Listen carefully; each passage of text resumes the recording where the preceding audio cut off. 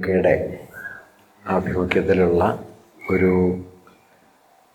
പരിപാടികളിൽ അവസാനത്തേതാണ് ഇന്നിപ്പോൾ മാഞ്ചസ്റ്ററിൽ. അത് ഡബ്ലിൻ മുതലിങ്ങനെ ആരംഭിച്ച് പല സ്ഥലങ്ങളിലായിട്ട് ഈ പരിപാടികളിൽ പങ്കെടുത്തിട്ടാണ് ഇന്നിവിടെ എത്തിയത്. എല്ലാ പരിപാടികളും ഇവിടെ നേരത്തെ കുര്യൻ പറഞ്ഞതുപോലെ ധാരാളം പേരുടെ പങ്കാളിത്തം കൊണ്ടും പ്രത്യേകിച്ചും അതിൻ്റെ ഒരു സാമൂഹികമായ കൂട്ടായ്മയെ രൂപപ്പെടുത്തുന്നതിനുള്ള വളരെ ആത്മാർത്ഥമായ ശ്രമത്തിൻ്റെ അടയാളങ്ങൾ കൊണ്ടും വളരെ സന്തോഷകരമായ ഒരു അനുഭവമായിരുന്നു. നിങ്ങളെല്ലാം തന്നെ നാട്ടിൽ നിന്ന് പുറപ്പെട്ട് ലോകത്തിൻ്റെ മറ്റൊരു കോണിൽ ജീവിതത്തിൻ്റെ ഒരു വഴിയിലൂടെ സഞ്ചരിക്കുമ്പോൾ നമ്മുടെ കൂട്ടായ്മയുടെ വേരുകളെ ഉറപ്പിച്ചു നിർത്താനും പുതിയൊരു ലോക സന്ദർഭത്തിൽ എങ്ങനെയാണ് നമ്മൾ പുതിയ തരത്തിലുള്ള സൗഹൃദങ്ങളിലേക്കും ബന്ധങ്ങളിലേക്കുമൊക്കെ എത്തിച്ചേരേണ്ടത് എന്നതിനെക്കുറിച്ചുള്ള ഒരു വഴി തുറന്നു തരാനും കൈരളി പോലെ ഒരു കൂട്ടായ്മയ്ക്ക് കഴിയുന്നുണ്ട് എന്നാണ് ഞാൻ മനസ്സിലാക്കിയത്. ഒരുപാട് ദൂരങ്ങളിൽ നിന്ന് പലരും ഇത്തരം സദസ്സുകളിൽ വരികയുണ്ടായി. ധാരാളം സൗഹൃദങ്ങളും ആശയവിനിമയങ്ങളുമൊക്കെ അതിൻ്റെ ഭാഗമായി നടക്കുകയും ചെയ്യുന്നുണ്ടായിരുന്നു. നേരത്തെ ഇവിടെ പറഞ്ഞ പോലെ ഞങ്ങൾ 35 വർഷത്തിന് ശേഷമായിരിക്കണം ഏതാണ്ട് കാണുന്നത്. 35 അല്ലെങ്കിലും 33 വർഷങ്ങൾക്ക് ശേഷം.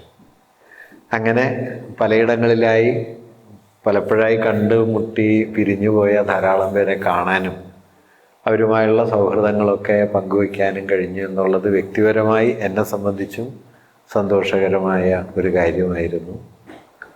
പൊതുവിൽ സാമൂഹികതയെ തിരിച്ചു പിടിക്കുക എന്നതാണ് ഈ പ്രവൃത്തികളുടെയൊക്കെ ആത്യന്തികമായ ഒരു താല്പര്യമെന്നാണ് ഞാൻ കരുതുന്നത്. സാമൂഹികത എന്ന് പറയുന്നത് വാസ്തവത്തിൽ ആളുകൾ കൂട്ടം ചേർന്നിരിക്കുമ്പോൾ ഉണ്ടാവുന്ന ഒന്നല്ല. മനുഷ്യാവസ്ഥയുടെ ഒരു അടിസ്ഥാന സ്വഭാവമാണ് സാമൂഹികത എന്നത്. അത് പക്ഷേ പലപ്പോഴും ആ നിലയിൽ തിരിച്ചറിയപ്പെടാറില്ല. നമ്മൾ സമൂഹം എന്ന ആശയത്തെ തന്നെ തെറ്റായി മനസ്സിലാക്കുന്നതിൻ്റെ ഫലമായിട്ടാണ്. പറ്റമാണ് സമൂഹം എന്ന് പലപ്പോഴും നാം ധരിക്കും. പറ്റം അല്ല. പറ്റത്തിലെ ഒരാളല്ല സമൂഹത്തിലെ ഒരംഗം. അത് തമ്മിൽ അടിസ്ഥാനപരമായി വലിയ വ്യത്യാസങ്ങളുണ്ട്. മൃഗങ്ങളിൽ പറ്റബോധമേ ഉള്ളൂ. മനുഷ്യനാണ് സാമൂഹിക ബോധം എന്നതിലേക്ക് എത്തിച്ചേരുന്നത്.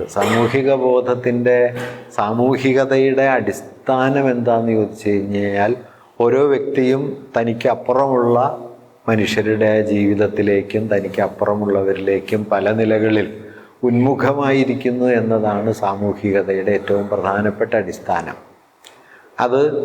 അതിൻ്റെ വിശദാംശങ്ങൾ ഞാനിവിടെ പറയാൻ ഉദ്ദേശിക്കുന്നില്ല. അതിൻ്റെ മാനുഷികമായ പ്രേരണകളിലൊന്ന് ഭാഷയാണ്.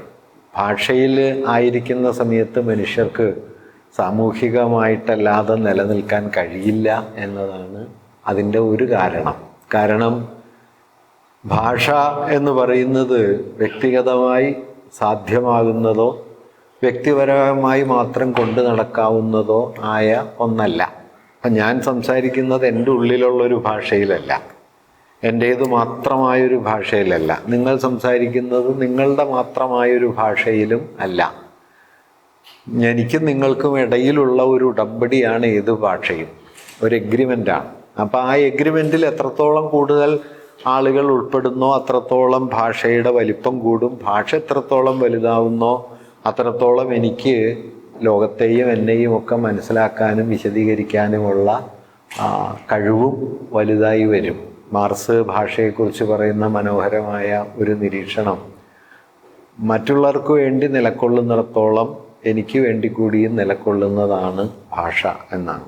മറ്റുള്ളവർക്ക് വേണ്ടി നിലകൊള്ളാൻ ഭാഷയ്ക്ക് എത്രത്തോളം കഴിയുന്നുണ്ടോ, അഥവാ എൻ്റെ ഭാഷയിൽ എത്രത്തോളം മറ്റുള്ളവർ ഉൾപ്പെട്ടിരിക്കുന്നോ അത്രത്തോളം അത് എന്നെ കൂടി ഉൾക്കൊള്ളുന്നു എന്നതാണ്. ഇങ്ങനെ ഭാഷ മനുഷ്യൻ്റെ ഒരു സാമൂഹികതയുടെ ഒരു അടിസ്ഥാന ഉപാധിയായിട്ട് മാറുകയും ഭാഷയിലൂടെ നമ്മൾ ലോകത്തെ മനസ്സിലാക്കുന്നു, നമ്മളെ മനസ്സിലാക്കുന്നു, ആശയങ്ങളെ കൊണ്ടു നടക്കുന്നു. ഇതെല്ലാം ഭാഷാപരമായി സാധ്യമാകുന്ന ഒരു കാര്യമാണ്. അതുകൊണ്ട് ഞാൻ പറഞ്ഞു വന്ന കാര്യം, സാമൂഹികത എന്നത് പറ്റം ബോധമല്ല, മറിച്ച് ഒറ്റയ്ക്കിരിക്കുന്ന സമയത്തും ഒരു വ്യക്തിയിൽ, മനുഷ്യരിൽ അടിസ്ഥാനപരമായി നിലീനമായിരിക്കുന്ന ഒരു മൂല്യമാണ് സാമൂഹികത എന്നത്.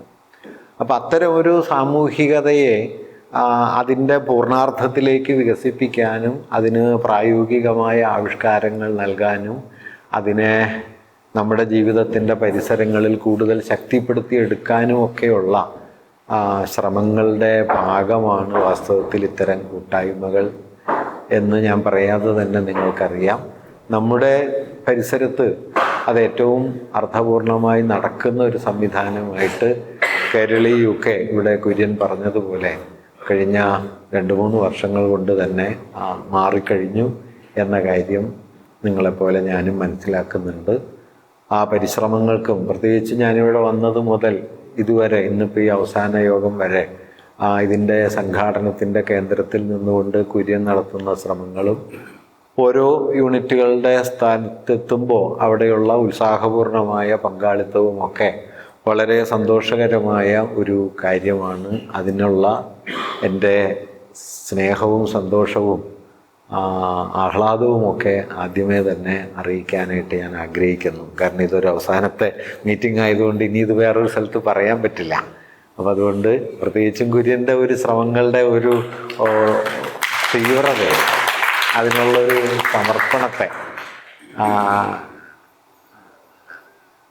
ഒരു സമർപ്പണം എന്ന് പറയുന്നത് പ്രധാനപ്പെട്ട കാര്യമാണ്. നമ്മുടേതല്ലാത്തൊരു കാര്യത്തിന് വേണ്ടി നമ്മളെ അങ്ങ് മാറ്റിവെക്കാൻ കഴിയുക എന്നത് ചെറിയൊരു കാര്യമല്ല. കാരണം മനുഷ്യർക്ക് വിട്ടുകളയാൻ ഏറ്റവും പ്രയാസമുള്ളത് എന്താണെന്ന് ചോദിച്ചു കഴിഞ്ഞാൽ അവരവരെയാണ്. ബാക്കി നിങ്ങൾക്ക് സമ്പത്ത് വേണ്ടെന്ന് വയ്ക്കാം, പണം വേണ്ടെന്ന് വയ്ക്കാം, അതെല്ലാം വേണ്ടെന്ന് വയ്ക്കുന്നതിനേക്കാളൊക്കെ പ്രയാസമാണ് ഈ അവരവരെ വേണ്ടെന്ന് വയ്ക്കുക. അങ്ങനെ അവരവരെ വേണ്ടെന്ന് വയ്ക്കുന്നതിൻ്റെ ഒരു വലിയ പേരാണ് കേട്ടോ ഈ കാംറേഡറി എന്ന് പറയുന്നത്. നിങ്ങൾ ആ വാക്ക് പരിചയപ്പെട്ടിട്ടുണ്ടാവുമായിരിക്കും. കാംറേഡറി എന്ന് പറയുന്ന, മലയാളത്തിൽ അതിന് നല്ലൊരു പരിഭാഷയില്ല. സഖാവ് എന്നാണ് കോമ്രേഡ്, അതിൽ നിന്ന് വന്ന വാക്കാണ് കാമറേഡറി. സഖാത്വം എന്നൊക്കെ പറഞ്ഞാൽ കുറച്ച് വികൃതമായി പോകും. അതുകൊണ്ട് ഞാൻ കാമറേഡറി എന്ന് തന്നെ പറയുന്നു. ആ കാമറേഡറിയുടെ ഒരു വലിയ ഗുണം അതാണ്, താനല്ലാത്തതിലേക്ക് തന്നെ അങ്ങ് വിട്ടുകൊടുക്കുക. അങ്ങനെ ഒരു പരിശ്രമത്തെ ഇതിൽ പലരിലും ഞാൻ കാണുകയുണ്ടായി. കുര്യനെ അതിൻ്റെ പേരിൽ കൂടി അഭിനന്ദിക്കാൻ, അഭിവാദനം ചെയ്യാൻ കൂടി ഞാൻ ഈ സന്ദർഭം ഉപയോഗപ്പെടുത്തുന്നു. മാഞ്ചസ്റ്ററിൽ നിന്ന് ഇത് പറയുന്ന സമയത്ത് അതിന് വലിയൊരു അർത്ഥം കൂടിയുണ്ട്. കാരണം മനുഷ്യവംശത്തിൻ്റെ ചരിത്രത്തിലെ ഏറ്റവും വലിയ കാമറേഡറിയുടെ ഒരാവിഷ്കാര സ്ഥാനമായിരുന്നു മാഞ്ചസ്റ്റർ. ഞാൻ വരുന്ന വഴിക്ക് എംഗൽസിൻ്റെ പ്രതിമ കാണുകയുണ്ടായി. നിങ്ങൾ മിക്കവാറും എല്ലാവരും കണ്ടിട്ടുണ്ടാവുമായിരിക്കും. എംഗൽസ് 1842 ഇവിടെ വന്നത്. അദ്ദേഹം ജർമ്മനിയിലായിരുന്നു. അവിടെ നിന്നാണ് അദ്ദേഹം ഇവിടേക്ക് 22-ാം വയസ്സിലാണ് എംഗൽസ് വരുന്നത്. വരുന്ന വഴിക്കാണ് മാർക്സിനെ അദ്ദേഹം കൊളോണിൽ ഇറങ്ങി ആദ്യമായിട്ട് കാണുന്നത്.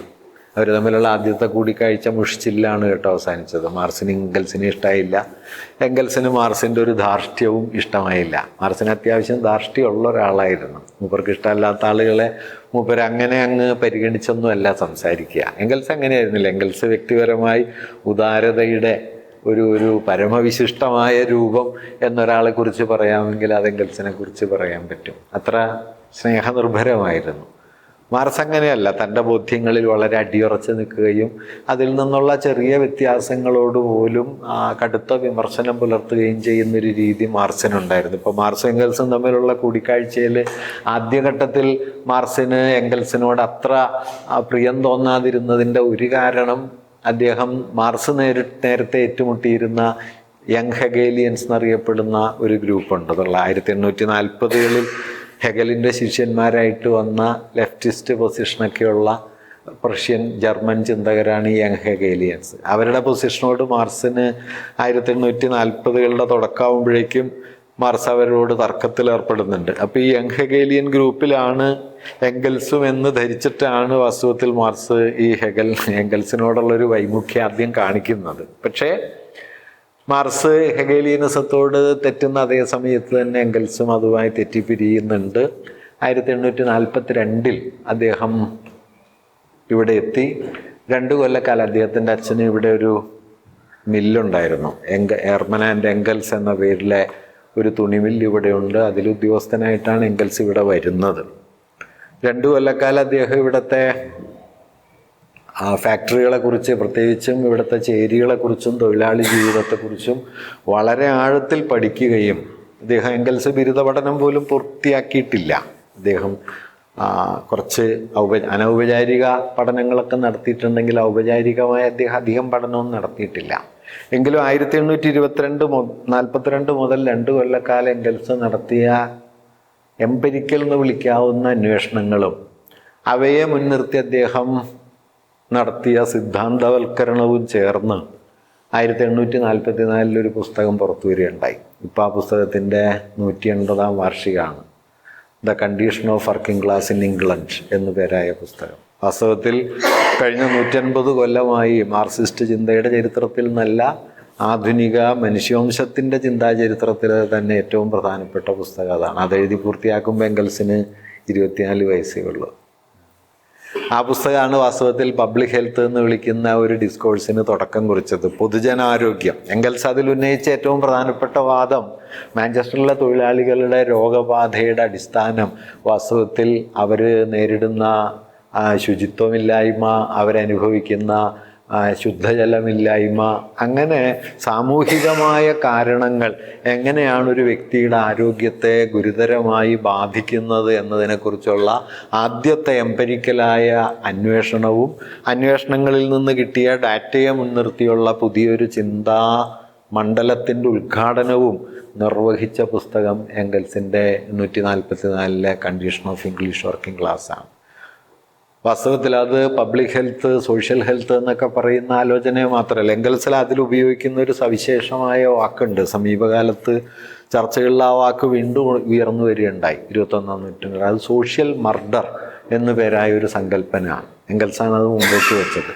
അതായത് പര്യാപ്തമായ ജീവിത പരിസരങ്ങൾ ഒരുക്കി കൊടുക്കാതെ, ഇല്ലാതെ, ആരോഗ്യമില്ലാതെ, ശുദ്ധജലമില്ലാതെ, യാത്രാ സൗകര്യങ്ങളില്ലാതെ, വിദ്യാഭ്യാസ അവസരങ്ങളില്ലാതെ, സാമൂഹികമായി ജൈവികമായി നിലനിൽക്കുമ്പോഴും സാമൂഹികമായി കൊന്നൊടുക്കപ്പെടുന്ന ജീവിതം എന്നർത്ഥത്തിലാണ് സോഷ്യൽ മർഡർ എന്ന ആശയം എംഗൽസ് ആ പുസ്തകത്തിൽ അവതരിപ്പിച്ചത്. അത് പിന്നീട് ധാരാളം ആലോചനകൾക്ക് വഴിവെക്കുകയും ഒരുപക്ഷെ ആധുനിക ചിന്തയുടെ ചരിത്രത്തിലെ പ്രധാനപ്പെട്ട രചനകളിൽ ഒന്നായി. ഇന്നിപ്പോൾ ലോകത്തെ ഏത് സർവകലാശാലയിലും പബ്ലിക് ഹെൽത്തിനെ കുറിച്ചൊരു കോഴ്സ് നടക്കുന്നുണ്ടെങ്കിൽ അതിൻ്റെ ഒരു അനിവാര്യമായ റീഡിംഗ് മെറ്റീരിയലുകളിൽ ഒന്നായിട്ട് എംഗൽസിൻ്റെ ഈ പുസ്തകം മാറിക്കഴിഞ്ഞിട്ടുണ്ട്. അങ്ങനെ ഒരു പ്രാധാന്യമൊക്കെ അദ്ദേഹം ഈ കാലത്ത് ഇവിടെ വച്ച് നിറവേറ്റുന്നുണ്ട്. പിന്നീട് അദ്ദേഹം ഇവിടെ ജീവിച്ചു. മാർക്സ് ധാരാളമായിട്ട് ഇവിടെ വന്നു. 48 അവരുടെ കൂടിയാലോചനയിലൂടെ മാനിഫെസ്റ്റോ വന്നു. അതിനേക്കാളൊക്കെ കൂടുതൽ ഒരുപക്ഷെ എംഗൽസിന് ഓർമ്മിക്കാവുന്നൊരു കാര്യം കാമറേഡറി എന്നതിന് ഒരു മനുഷ്യൻ്റെ ജീവിതത്തിൽ കൊടുക്കാവുന്ന പരമാവധി അർത്ഥം കൊടുത്ത ഒരാൾ കൂടിയായിരുന്നു എംഗൽസ് എന്നതാണ്. അദ്ദേഹത്തിൻ്റെ ജീവിതം അദ്ദേഹത്തെക്കാൾ എത്രയോ കൂടുതൽ എംഗൽസ് സമർപ്പിച്ചത് മാർക്സിൻ്റെ ഒരു ദൈക്ഷണികമായ വളർച്ചയ്ക്ക് വേണ്ടിയിട്ടായിരുന്നു. അപ്പോൾ 1867 മൂലധനത്തിൻ്റെ 1ാം വാള്യം ജർമ്മൻ ഭാഷയിൽ പുറത്തു വന്നു. അപ്പം മാർക്സിൻ്റെ എംഗൽസിൻ്റെയൊക്കെ ഒരു പ്രതീക്ഷ എന്തായിരുന്നു എന്ന് വെച്ച് കഴിഞ്ഞാൽ, ഈ പുസ്തകം പുറത്തു വരുന്നതോടെ മുതലാളിത്തത്തിൻ്റെ ചൂഷണ രീതികളെല്ലാം മനുഷ്യരുടെ മുമ്പിൽ തുറന്നു കാട്ടപ്പെടും. തൊഴിലാളികളാകെ അത് വായിച്ച് ഉത്ബുദ്ധരായി മുതലാളിത്തത്തിൻ്റെ കടവറിച്ചെറിയും എന്ന മാർക്സ് തന്നെ ഒരിക്കൽ പറയുന്നുണ്ട്. ബൂർഷ്വാസിക്ക് നേരെ തൊടുത്തുവിട്ട ഒരു മിസൈലാണ് ഈ ഗ്രന്ഥം എന്നൊക്കെ അദ്ദേഹം ഒരു ഘട്ടത്തിൽ പറയുന്നുണ്ട്.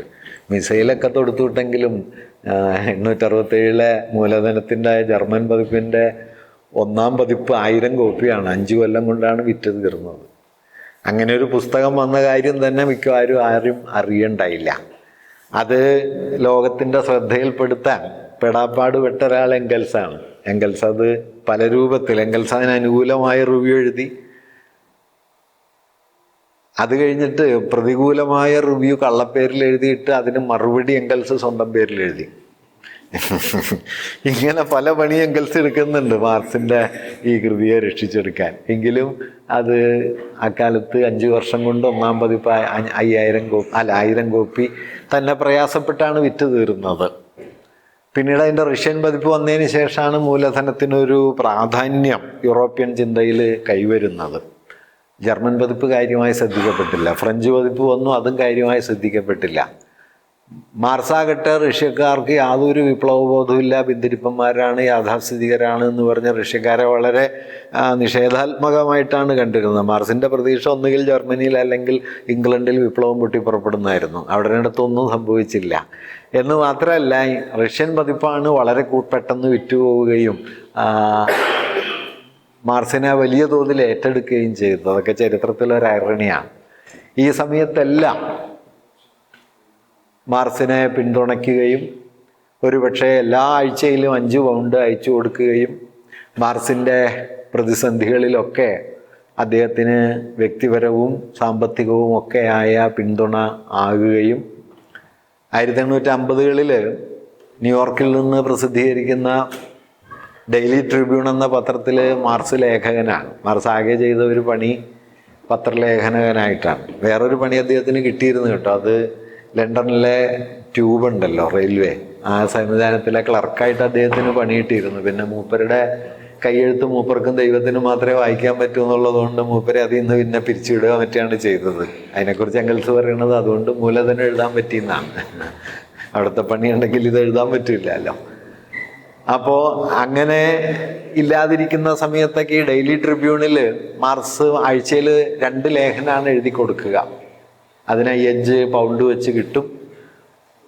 മാർസിന് എഴുതാൻ പറ്റാത്ത സമയത്തെല്ലാം എംഗൽസാണ് മാർസിൻ്റെ പേരിൽ ഡെയിലി ട്രിബ്യൂണിലെ ലേഖനങ്ങളും എഴുതി കൊടുത്തിരുന്നത്. അങ്ങനെ ഒരാളെ സംരക്ഷിക്കാൻ.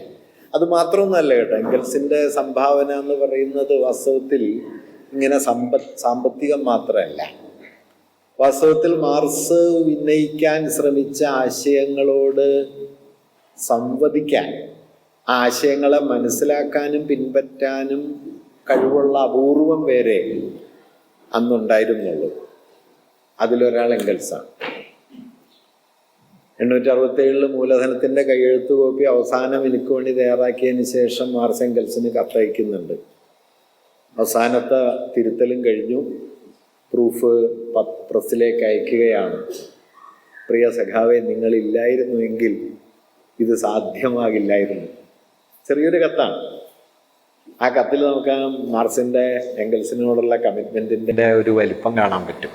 ഞാൻ പറഞ്ഞു വന്നത് അങ്ങനെ സഖാവ് എന്ന സങ്കല്പത്തിന് ബൗദ്ധികമായും ഭൗതികമായും ഒക്കെ നൽകിയ പിന്തുണ.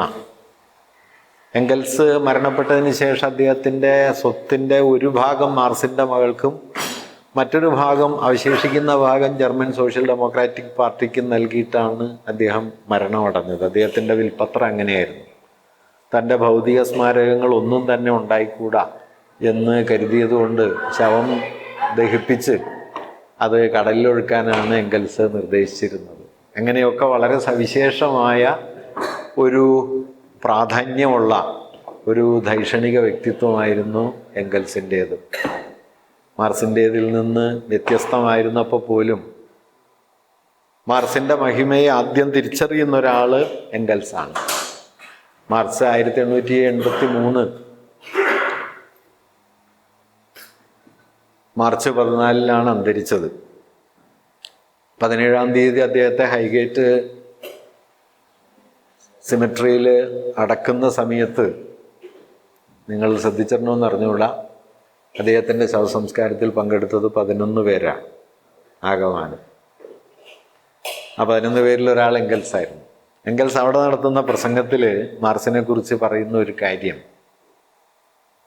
ഡാർവിൻ എങ്ങനെയാണോ പരിണാമ സിദ്ധാന്തത്തിൻ്റെ കണ്ടെത്തലിലൂടെ മനുഷ്യവംശത്തിൻ്റെ ചിന്തയുടെ ചരിത്രത്തെ മാറ്റിയത്, സമാനമായ നിലയിൽ ചരിത്രത്തിൻ്റെ ഗതിപരിണാമങ്ങളെ വിശദീകരിക്കുന്ന ഒന്നായി മാർസിൻ്റെ ചിന്ത അനശ്വരമായി നിലനിൽക്കും എന്ന് എംഗൽസ് അവിടെ പറയുന്നുണ്ട്.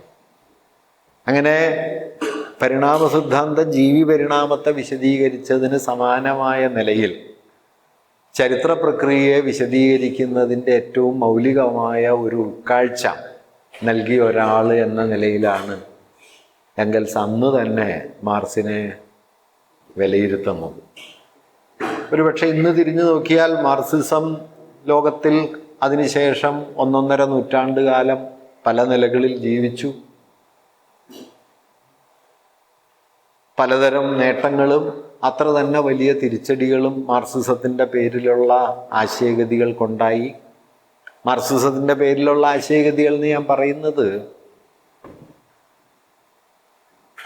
ടെറി ഗിൽട്ടൺ 2008 സാമ്പത്തിക കുഴപ്പത്തിൻ്റെ കാലത്താണ് മാർക്സിനെ കുറിച്ചൊരു ചെറിയ പുസ്തകം എഴുതിയത്. ആ പുസ്തകത്തിൻ്റെ പേര് നിങ്ങൾ ചിലപ്പോൾ ശ്രദ്ധിച്ച് കാണും. വൈ മാർക്സ് വാസ് റൈറ്റ് എന്നാണ്. മാർക്സ് എന്തുകൊണ്ട് ശരിയായിരുന്നു എന്നാണ് പറയുന്നത്.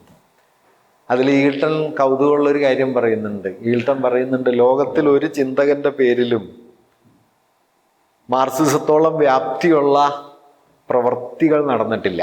അദ്ദേഹം പറയുന്നുണ്ട്, നിങ്ങൾക്ക് അരിസ്റ്റോട്ടലിൻ്റെ പേരിൽ ഒരു ട്രേഡ് യൂണിയൻ കാണാൻ പറ്റില്ല, നിങ്ങൾക്ക് ഹെഗലിൻ്റെ പേരിൽ ഒരു വിദ്യാർത്ഥി സംഘടനയെ കാണാൻ പറ്റില്ല, നിങ്ങൾക്ക് ഇമ്മാനുവൽ കാന്റിൻ്റെ പേരിൽ ഒരു ഫെമിനിസ്റ്റ് മൂവ്മെൻറ്റ് കാണാൻ പറ്റില്ല, നിങ്ങൾക്ക് സ്പെൻസറുടെ പേരിൽ ഒരു പാരിസ്ഥിതിക സംഘടനയെ കാണാൻ പറ്റില്ല. പക്ഷെ മാർക്സിൻ്റെ പേരിൽ മിക്കവാറും ലോകത്ത് എന്തെല്ലാം വിജ്ഞാന വികാസങ്ങളും എന്തെല്ലാം സാമൂഹിക വളർച്ചകളും സംഘാടനങ്ങളും ഉണ്ടായിട്ടുണ്ടോ അതെല്ലാം മാർക്സിസത്തോട് സംവദിച്ചിട്ടുണ്ട്. അത് അർബൻ ജോഗ്രഫി പോലെ ഏറ്റവും ആധുനികവും ഏറ്റവും സമകാലികവും എന്ന് കരുതുന്ന വിഷയത്തിലടക്കം മാർക്സിസം ഇടപെടുകയും അർബൻ ജോഗ്രഫി എന്ന് പറയുന്ന മേഖലയിൽ ഇപ്പോൾ മാർക്സിസത്തിന് വലിയ സ്വാധീനം ഉണ്ടായി വരികയും ചെയ്തിട്ടുണ്ട്. ഇതെന്തുകൊണ്ട് കഴിയുന്നു? മാർക്സിസം മരിച്ചു എന്നൊക്കെ ധാരാളമായിട്ട് എല്ലാ കാലത്തും വിമർശനങ്ങൾ ഉണ്ടായിട്ടുണ്ട്. മാർക്സ് ജീവിക്കുന്ന കാലത്ത് തന്നെ അത്തരം വിമർശനങ്ങൾ ഉണ്ടായിട്ടുണ്ട്. അതേക്കുറിച്ച് ഈഗിൾട്ടൺ പറയുന്ന കൗതുകമുള്ളൊരു നിരീക്ഷണമുണ്ട്. അദ്ദേഹം പറയുന്നത്, മാർക്സിസം മരിച്ചു എന്ന് അതിൻ്റെ വിമർശകർ പറയുന്നുണ്ട്,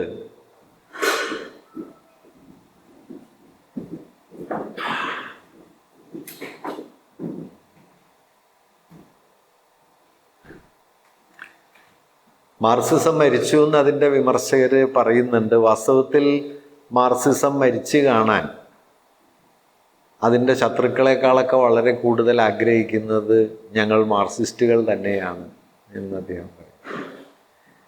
അതിനൊരു കാരണമായിട്ട് അദ്ദേഹം പറയുന്നത് എന്താണെന്ന് വെച്ച് കഴിഞ്ഞാൽ, മറ്റേതെങ്കിലും ഒരു ഇസത്തെ പോലെയുള്ള ഒന്നല്ല മാർക്സിസം. അദ്ദേഹം പറയുന്നത്, മാർക്സിസം രോഗാതുരമായ മുതലാളിത്തത്തിനുള്ളൊരു ചികിത്സയാണ്. ഒരു നല്ല ചികിത്സകൻ ആഗ്രഹിക്കുന്നത് രോഗികളുടെ എണ്ണം കൂടിക്കൊണ്ടേയിരിക്കണം എന്നല്ല, രോഗികൾ ഇല്ലാതാകണം എന്നാണ്. രോഗികളില്ലാതായാൽ ആദ്യം അപ്രസക്തനാവുക ഒരു വൈദ്യനാണ്. അതുകൊണ്ട് രോഗികളില്ലാത്ത ഒരു ലോകം സൃഷ്ടിക്കാനും അതുവഴി സ്വയം അപ്രസക്തരാകാനും ആഗ്രഹിക്കുന്ന നല്ല ചികിത്സകരെ പോലെയാണ് ഞങ്ങൾ മാർക്സിസ്റ്റുകൾ. അത് മുതലാളിത്തത്തിൻ്റെ രോഗാതുരതയിൽ നിന്ന് പുറത്ത് കടന്ന ഒരു ലോകത്തെ സ്വപ്നം കാണുന്നു. അങ്ങനെ ഒരു ലോകം വരുമ്പോൾ ഞങ്ങൾ അപ്രസക്തരായിത്തീരുമെന്ന് ഞങ്ങൾ തന്നെ മനസ്സിലാക്കുകയും ചെയ്യുന്നു. എന്നിട്ട് അദ്ദേഹം പറയുന്നുണ്ട്, അപ്പോൾ ഞങ്ങൾക്കും ഈ മുഷിഞ്ഞ സായാഹ്ന ധർമ്മങ്ങൾക്ക് അവധി കൊടുത്ത് കുട്ടികളോടൊപ്പം പാർക്കിൽ കളിക്കാൻ പോവുകയോ വൈകുന്നേരം കടൽ തീരത്ത് പോവുകയോ ഈ അവസാനമില്ലാത്ത കമ്മിറ്റികളിൽ സമയം കളയുന്നതിന് പകരം ഞങ്ങൾക്കും പാട്ട് കേൾക്കുകയോ ഒക്കെ ചെയ്യാം. നിർഭാഗ്യവശാൽ മുതലാളിത്തത്തിൻ്റെ ലോകാതുരത അവസാനിച്ചിട്ടില്ല. അതുകൊണ്ട് മുതലാളിത്തം തുടരുകയും മാർക്സിസം അവസാനിക്കുകയും ചെയ്യുക സാധ്യമല്ല. ഇതാണ് ഗിൽട്ടൺ പറയുന്ന അടിസ്ഥാന കാര്യം. ഞാനതിൻ്റെ വിശദാംശങ്ങളിലേക്ക് കടക്കുകയല്ല, അത് മറ്റൊരു കാര്യമാണ്. പക്ഷേ മാർക്സിൻ്റെ അല്ലെങ്കിൽ മാർക്സിസത്തിൻ്റെ ഏറ്റവും മൗലികമായ സംഭാവന 2 കാര്യങ്ങളിലാണ് എന്ന് പറയാം. അതിലൊന്ന്, ലോകത്തിൻ്റെ ചരിത്രത്തിൻ്റെ ഗതിയെ നിർണയിക്കുന്നത് എന്താണ് എന്നതിനെക്കുറിച്ചുള്ള ചില ഉൾക്കാഴ്ചകളാണ്. അത് ദൈവികമായ വെളിപാടുകളോ പ്രകൃതിയുടെ യാദൃച്ഛികമായ ഇടപെടലുകളോ അതിമാനുഷരായ ചില വ്യക്തികളുടെ നേതൃപാടവങ്ങളോ സാമ്പത്തികമായ ചില ഗതിഭേദങ്ങളോ അല്ലെന്നും സമൂഹ ബന്ധങ്ങളിൽ ആഴത്തിൽ നിലീനമായിരിക്കുന്ന വൈരുദ്ധ്യങ്ങളിലാണ് ചരിത്രത്തിൻ്റെ പരിണാമത്തിൻ്റെ അടിവേര് എന്നും വിശദീകരിക്കാൻ കഴിഞ്ഞതാണ് മാർക്സിസത്തിൻ്റെ മൗലികമായ ഒരു സംഭാവന. രണ്ടാമത്തെ ഒരു കാര്യം, അത് അലക്സ് കാലിനിക്കോസ് എന്ന് പറയുന്ന മാർക്സിസ്റ്റ് ചിന്തകൻ തന്നെ പിന്നീട് ഒരിക്കൽ പറയുന്നുണ്ട്. അദ്ദേഹം പറയുന്നൊരു കാര്യം, മാർക്സ് ഇടപെടുന്നത് വരെ ലാഭം എന്നത് ഒരു ന്യൂട്രൽ എക്കണോമിക് കാറ്റഗറി ആയിരുന്നു. ലാഭം സമ്പദ്ശാസ്ത്രത്തിലെ ഒരു സ്വാഭാവിക സംവർഗമായിരുന്നു. മാർക്സ് ഒരു ചെറിയ ചോദ്യം ലാഭത്തെക്കുറിച്ച് ചോദിച്ചു. അത് ഈ ലാഭം ആരുടെ നഷ്ടമാണ് എന്നാണ്. നിങ്ങളുടെ ലാഭം ആരുടെ നഷ്ടമാണ് എന്ന ചോദ്യം ചോദിക്കുകയും ആരുടെയോ നഷ്ടത്തിന് മുകളിലാണ് ഈ ലാഭം കെട്ടിപ്പടുക്കപ്പെടുന്നത് എന്ന് വിശദീകരിക്കുകയും ചെയ്തതോടെ കാലിനിക്കോസ് പറയുന്ന വളരെ മൗലികമായൊരു നിരീക്ഷണം, അതുവരെ ഒരു എക്കണോമിക് കാറ്റഗറി ആയിരുന്ന, ഒരു എക്കണോമിക് ഇഷ്യൂ ആയിരുന്ന ലാഭം അതോടെ ഒരു എത്തിക്കൽ ഇഷ്യൂ ആയി എന്നാണ്. ഒരു നൈതിക പ്രശ്നമായി, ഒരു ധാർമ്മിക പ്രശ്നം. വാസ്തവത്തിൽ മാർക്സിസം ലോകത്തിൽ കൊണ്ടുവന്ന ഏറ്റവും പ്രധാനപ്പെട്ട ഒരു വ്യതിയാനം, ഒരു വിഷയത്തെ, ഒരു പ്രശ്നത്തെ ഒറ്റതിരിഞ്ഞ് മനസ്സിലാക്കുന്നതിന് പകരം അതിൻ്റെ പരസ്പര ബന്ധങ്ങളിൽ മനസ്സിലാക്കുക എന്നതായിരുന്നു. ലെനിൻ അതുകൊണ്ടാണ് മാർക്സിസത്തെ വിശദീകരിക്കുമ്പോൾ സമൂർത്ത യാഥാർത്ഥ്യത്തിൻ്റെ സമൂർത്തമായ വിശകലനം എന്ന് പറയുന്നത്, concrete analysis of concrete situations എന്ന് അദ്ദേഹം പറയും. ഒരു യാഥാർത്ഥ്യവും ഏകമുഖമല്ല. ഒരൊറ്റ കാരണത്തിൽ നിന്ന് കാര്യത്തിലേക്ക് സഞ്ചരിക്കുന്ന ഒരു ഗതി വാസ്തവത്തിൽ യാഥാർത്ഥ്യത്തിനില്ല. നിരവധിയായ ബലങ്ങൾ പല രൂപത്തിൽ പ്രവർത്തിച്ച് അതിൻ്റെ വൈരുദ്ധ്യങ്ങളിലും സംഘർഷങ്ങളിലുമാണ് യാഥാർത്ഥ്യം നിലവിൽ വരിക. ഇതെങ്ങനെ എന്ന് വിശദീകരിക്കുന്നതിൻ്റെ കാതലായിട്ടാണ് മാർക്സിസത്തിൻ്റെ ജ്ഞാനസിദ്ധാന്തം നിലവിൽ വന്നത് എന്ന കാര്യമാണ് ഒരുപക്ഷെ മാർക്സിസ്റ്റ് ചിന്തയുടെ ചരിത്രത്തിൽ പ്രാധാന്യമുള്ള ഒരു കാര്യം. അപ്പോൾ ഈ നിലയിൽ ഇത് ഏറ്റവും കൂടുതൽ വിശദീകരിച്ച ഒരാളായിരുന്നു കേട്ടോ എംഗൽസ്. ഞാൻ എംഗൽസിനെ കുറിച്ച് ഇവിടെ ഇരുന്ന് അതുകൂടി ഓർക്കണം. കാരണം എംഗൽസ് 2-3 പ്രധാനപ്പെട്ട കൃതികൾ മാർക്സിസത്തിൻ്റെ ചരിത്രത്തിൽ നിന്നല്ല, മനുഷ്യവംശത്തിൻ്റെ വിജ്ഞാനത്തിൻ്റെ ചരിത്രത്തിൽ കൊണ്ടുവന്നു. അതിലൊന്ന് അദ്ദേഹത്തിൻ്റെ അവസാനകാല രചനയായ കുടുംബം, സ്വകാര്യ സ്വത്ത്, ഭരണകൂടം എന്നിവയുടെ ഉത്ഭവം എന്ന കൃതിയാണ്. കുടുംബം എന്നൊരു സ്ഥാപനത്തെ അതിനെ ചുറ്റിപ്പറ്റിയുള്ള മതാത്മകവും മധ്യവർഗപരവും ഒക്കെയായ ധാരണകൾക്ക് പുറത്തു കൊണ്ടുവന്ന് അത് ഒരു സാമ്പത്തിക സാമൂഹിക സ്ഥാപനമാണ് എന്നും അഴിച്ചു പണിയപ്പെടേണ്ടതാണ് എന്നും ആദ്യം ആഴത്തിൽ വിശദീകരിക്കുന്ന ഒരാൾ എംഗൽസാണ്. എംഗൽസ് ഒരു പ്രഭു കുടുംബത്തിൽ ജനിച്ച ആളാണ്. അദ്ദേഹത്തിൻ്റെ അച്ഛന് മാഞ്ചസ്റ്ററിൽ തുണിമില്ല് സ്വന്തമായിട്ടുണ്ട്. അദ്ദേഹം പക്ഷേ ഇവിടെ വന്ന ജീവിത പങ്കാളിയായിട്ട് സ്വീകരിച്ചത് ആ തുണിമില്ലിലെ ഒരു തൊഴിലാളി സ്ത്രീയാണ്, മേരി ബേൺസ് എന്നാണ് അവരുടെ പേര്. മേരി ബേൺസ് 1863 മരിച്ചു. അതിനുശേഷം അവരുടെ സഹോദരിയായ എലിസബത്തിനോടൊപ്പമാണ് എംഗൽസ് ജീവിച്ചിരുന്നത്. മാർക്സ് മരിച്ചപ്പോൾ മാർക്സിൻ്റെ വീട്ടിലെ പരിചാരകയായിരുന്ന ഹെലൻ ഡെ മൊത്തനോടൊപ്പവും എംഗൽസ് ജീവിക്കുന്നുണ്ട്. കുടുംബം എന്ന സ്ഥാപനത്തെ ഒരുപക്ഷെ 19-ാം നൂറ്റാണ്ടിൽ അതിൻ്റെ ആഴത്തിലുള്ള വൈരുദ്ധ്യങ്ങളെ ആദ്യം തുറന്നു കാണിച്ച ഒരാൾ എംഗൽസാണ്. എംഗൽസിൻ്റെ മൗലികമായ, മാർക്സ് കുടുംബം എന്ന സ്ഥാപനത്തെ അങ്ങനെ നോക്കിയിട്ടില്ല. ഇദ്ദേഹം മുതലാളിത്തത്തെ ഘടനാപരമായി വിശദീകരിക്കുന്നതിൽ വലിയ വിജയം നേടി. അതിലേക്ക് മാർക്സിനെ എത്തിക്കുന്നതിലും എംഗൽസിന് വലിയ പങ്കുണ്ട്. 1845 ഇവിടെ താമസിക്കുന്ന സമയത്താണ് എംഗൽസ് ആദ്യമായിട്ട് an outline of the critique of political economy എന്നൊരു ദീർഘമായ പ്രബന്ധം എഴുതുന്നത്. ആ പ്രബന്ധം അദ്ദേഹം മാർക്സിന് അയച്ചു കൊടുത്തു. മാർക്സിൻ്റെ പത്രത്തിൽ അത് അച്ചടിച്ചു വന്നു. ആ പ്രബന്ധം വായിച്ചതോടെയാണ് തത്വചിന്ത കൊണ്ടല്ല ലോകത്തിലെ പ്രശ്നങ്ങൾ പരിഹരിക്കാൻ പറ്റുക എന്ന ധാരണയിലേക്ക് മാർസ് എത്തിയത്. മാർസ് ഫിലോസഫിയിൽ ഡോക്ടറേറ്റ് ഉള്ള ആളായിരുന്നു. അദ്ദേഹം ദാർശനികനാവാൻ പരിശീലിച്ച ഒരാളായിരുന്നു. 1845-46 വരെ മാർസിൻ്റെ ചിന്തയുടെ കേന്ദ്രം തത്വചിന്തയാണ്. ആ തത്വചിന്താപരമായ ഊന്നലിൽ നിന്ന് സമ്പദ് ശാസ്ത്രപരമായ പൊളിറ്റിക്കൽ എക്കോണമി എന്ന് വിശേഷിപ്പിക്കുന്ന സമ്പദ് ശാസ്ത്രത്തിലേക്കും അതിനെ മുൻനിർത്തുന്ന സാമൂഹ്യ വിശകലനത്തിലേക്കും മാർസ് തിരിയുന്നതിൻ്റെ കേന്ദ്രം വാസ്തവത്തിൽ 45 എംഗൽസ് എഴുതിയ ഈ ചെറിയ ലേഖനാണ്. അവിടെ നിന്നാണ് പിന്നെ മാർസ് സമ്പദ്ശാസ്ത്ര പഠനത്തിലേക്ക് തിരിയുകയും അദ്ദേഹത്തിൻ്റെ പ്രസിദ്ധമായ ഒരു നിരീക്ഷണം അദ്ദേഹം തന്നെ നടപ്പിലാക്കുകയും ചെയ്തു. തത്വചിന്തയ്ക്കെതിരെയുള്ള ഏറ്റവും പ്രധാനപ്പെട്ട വിമർശനങ്ങളിലൊന്ന് മാർസിൻ്റെ ഒരു വാക്യത്തിലുണ്ട്. അദ്ദേഹം പറയുന്നുണ്ട്, philosophers have only interpreted the world but the problem is to change it.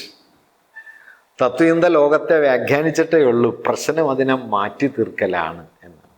ഇങ്ങനെ ലോകത്തെ മാറ്റി തീർക്കൽ ലോകത്തെ വ്യാഖ്യാനിക്കലല്ല എന്ന ഒരു അടിസ്ഥാനപരമായ വിച്ഛേദം വിജ്ഞാനത്തിൻ്റെ ചരിത്രത്തിൽ കൊണ്ടുവരികയും പിന്നീട് ഗ്രാംഷിയൊക്കെ ചിന്താചരിത്രത്തിൽ പ്രക്ഷേപിച്ച ഒരു സവിശേഷ ആശയം പ്രാക്സിസ് എന്ന ആശയത്തെ ഒരുപക്ഷെ ആദ്യമേ തന്നെ ആ പദം ഉപയോഗിച്ചില്ലെങ്കിലും മനുഷ്യർക്ക് മുമ്പിലേക്ക് എത്തിക്കുകയും ചെയ്യുന്നത് മാർസിൻ്റെ ഇടപെടലാണ്, എംഗൽസിൻ്റെ ഇടപെടലാണ്. കാരണം അറിവ് എന്ന് പറയുന്നത് അത് ലോകത്തെ നവീകരിക്കാനും പുതുക്കിപ്പണിയാനും തിരുത്താനും ഉപയുക്തമായ ഒരായുധമാക്കി നിങ്ങൾ മാറ്റുന്നില്ലെങ്കിൽ അറിവ് പലപ്പോഴും വളരെ വളരെ നിഷേധാത്മകമായ ഫലങ്ങൾ ഉളവാക്കാൻ പോന്നതായിത്തീരും എന്നത് അദ്ദേഹക്കാലത്ത് തന്നെ പറയുന്നുണ്ട്. വലിയ പണ്ഡിതന്മാരോട് മാർസ് ഏറ്റുമുട്ടുന്നുണ്ട്. വേണമെങ്കിൽ കൗതുകം തോന്നാവുന്ന ഒരു കാര്യം, സമാനമായ നിലയിൽ ഈ പാണ്ഡിത്യത്തോട് ഒരു കൗതുകം ഉള്ള അകലം സൂക്ഷിച്ച ഒരാൾ കേരളത്തിലുണ്ടായിരുന്നു. അത് നാരായണ ഗുരുവാണ്. നാരായണ ഗുരുവിൻ്റെ കാലത്ത് കേരളത്തിലെ വലിയ പണ്ഡിതന്മാരിലുള്ള ഒരാളായിരുന്നു ചട്ടമ്പി സ്വാമികൾ. ചട്ടമ്പി സ്വാമിക്ക് ഗുരുവിൻ്റെ പല പ്രവൃത്തികളോടും അത്ര പ്രിയമൊന്നും ഉണ്ടായിരുന്നില്ല. കാരണം ഒരു സന്യാസി ചെയ്യേണ്ട പണിയല്ലല്ലോ ഗുരു ചെയ്യുന്നത്. അപ്പോൾ ചില വിമർശനങ്ങളൊക്കെ ഇങ്ങനെ ഉന്നയിച്ച സമയത്ത് അക്കാര്യം ഗുരുവിൻ്റെ ശ്രദ്ധയിൽ ശിഷ്യന്മാർ പെടുത്തിയപ്പോൾ ഗുരു പറഞ്ഞ ഒരു വാക്യത്രേ ഉള്ളൂ. അദ്ദേഹം പറഞ്ഞത്, ചട്ടമ്പി വലിയ പണ്ഡിതനാണ്. അത്രേ അദ്ദേഹം പറയുള്ളൂ. മാർസ് ഉപയോഗിക്കണ വാക്ക് ഫിലിസ്റ്റൈൻസ് എന്നാണ്. ഫിലിസ്റ്റൈൻ. EMS അതിന് മലയാളത്തിൽ കൊടുത്തൊരു പരിഭാഷ പണ്ഡിത മൂഢൻ എന്നാണ്. പാണ്ഡിത്യം കൊണ്ട് നിങ്ങൾക്ക് വിഡ്ഢിയായി തീരാം എന്നത് പാണ്ഡിത്യത്തിലൊരു പ്രശ്നമാണ്. ഫിലിസ്റ്റൈൻസിനെതിരെയുള്ള മാർസിൻ്റെ നിശിതമായ വിമർശനങ്ങളുണ്ട്. മാർസിൻ്റെ ഭീകരമായൊരു വാക്യമുണ്ട് കേട്ടോ. അദ്ദേഹം പറയുന്നുണ്ട്, യാതന അനുഭവിക്കുന്ന മനുഷ്യരാശിയെ കണ്ടില്ലെന്ന് നടിച്ചിരുന്നെങ്കിൽ ഞാൻ ഓക്സ്ഫോർഡ് സർവകലാശാലയിലെ പ്രൊഫസറാകുമായിരുന്നു. പ്രൊഫസർമാരായ ആളുകൾ ഓർക്കേണ്ട ഒരു കാര്യമാണ്, ഞാനടക്കം. അങ്ങനെ ഒരു വാചകം മാർസ് പറയുന്നുണ്ട്. മാർസ് അക്കാലത്ത് വലിയ ചിന്തയുടെ വലിയ ലോകത്താണ് ജീവിക്കുന്നത്. പക്ഷെ ചിന്ത എന്ന് പറയുന്നത് എന്താണ്? അത് ഇതിനുള്ളതാണ്. അതാണ് 44 ഈ ഫിലോസഫിക്കൽ മാനുസ്ക്രിപ്റ്റ്സിൽ ഈ ചെറിയ വാക്യം 11ാം തിസീസാണ്.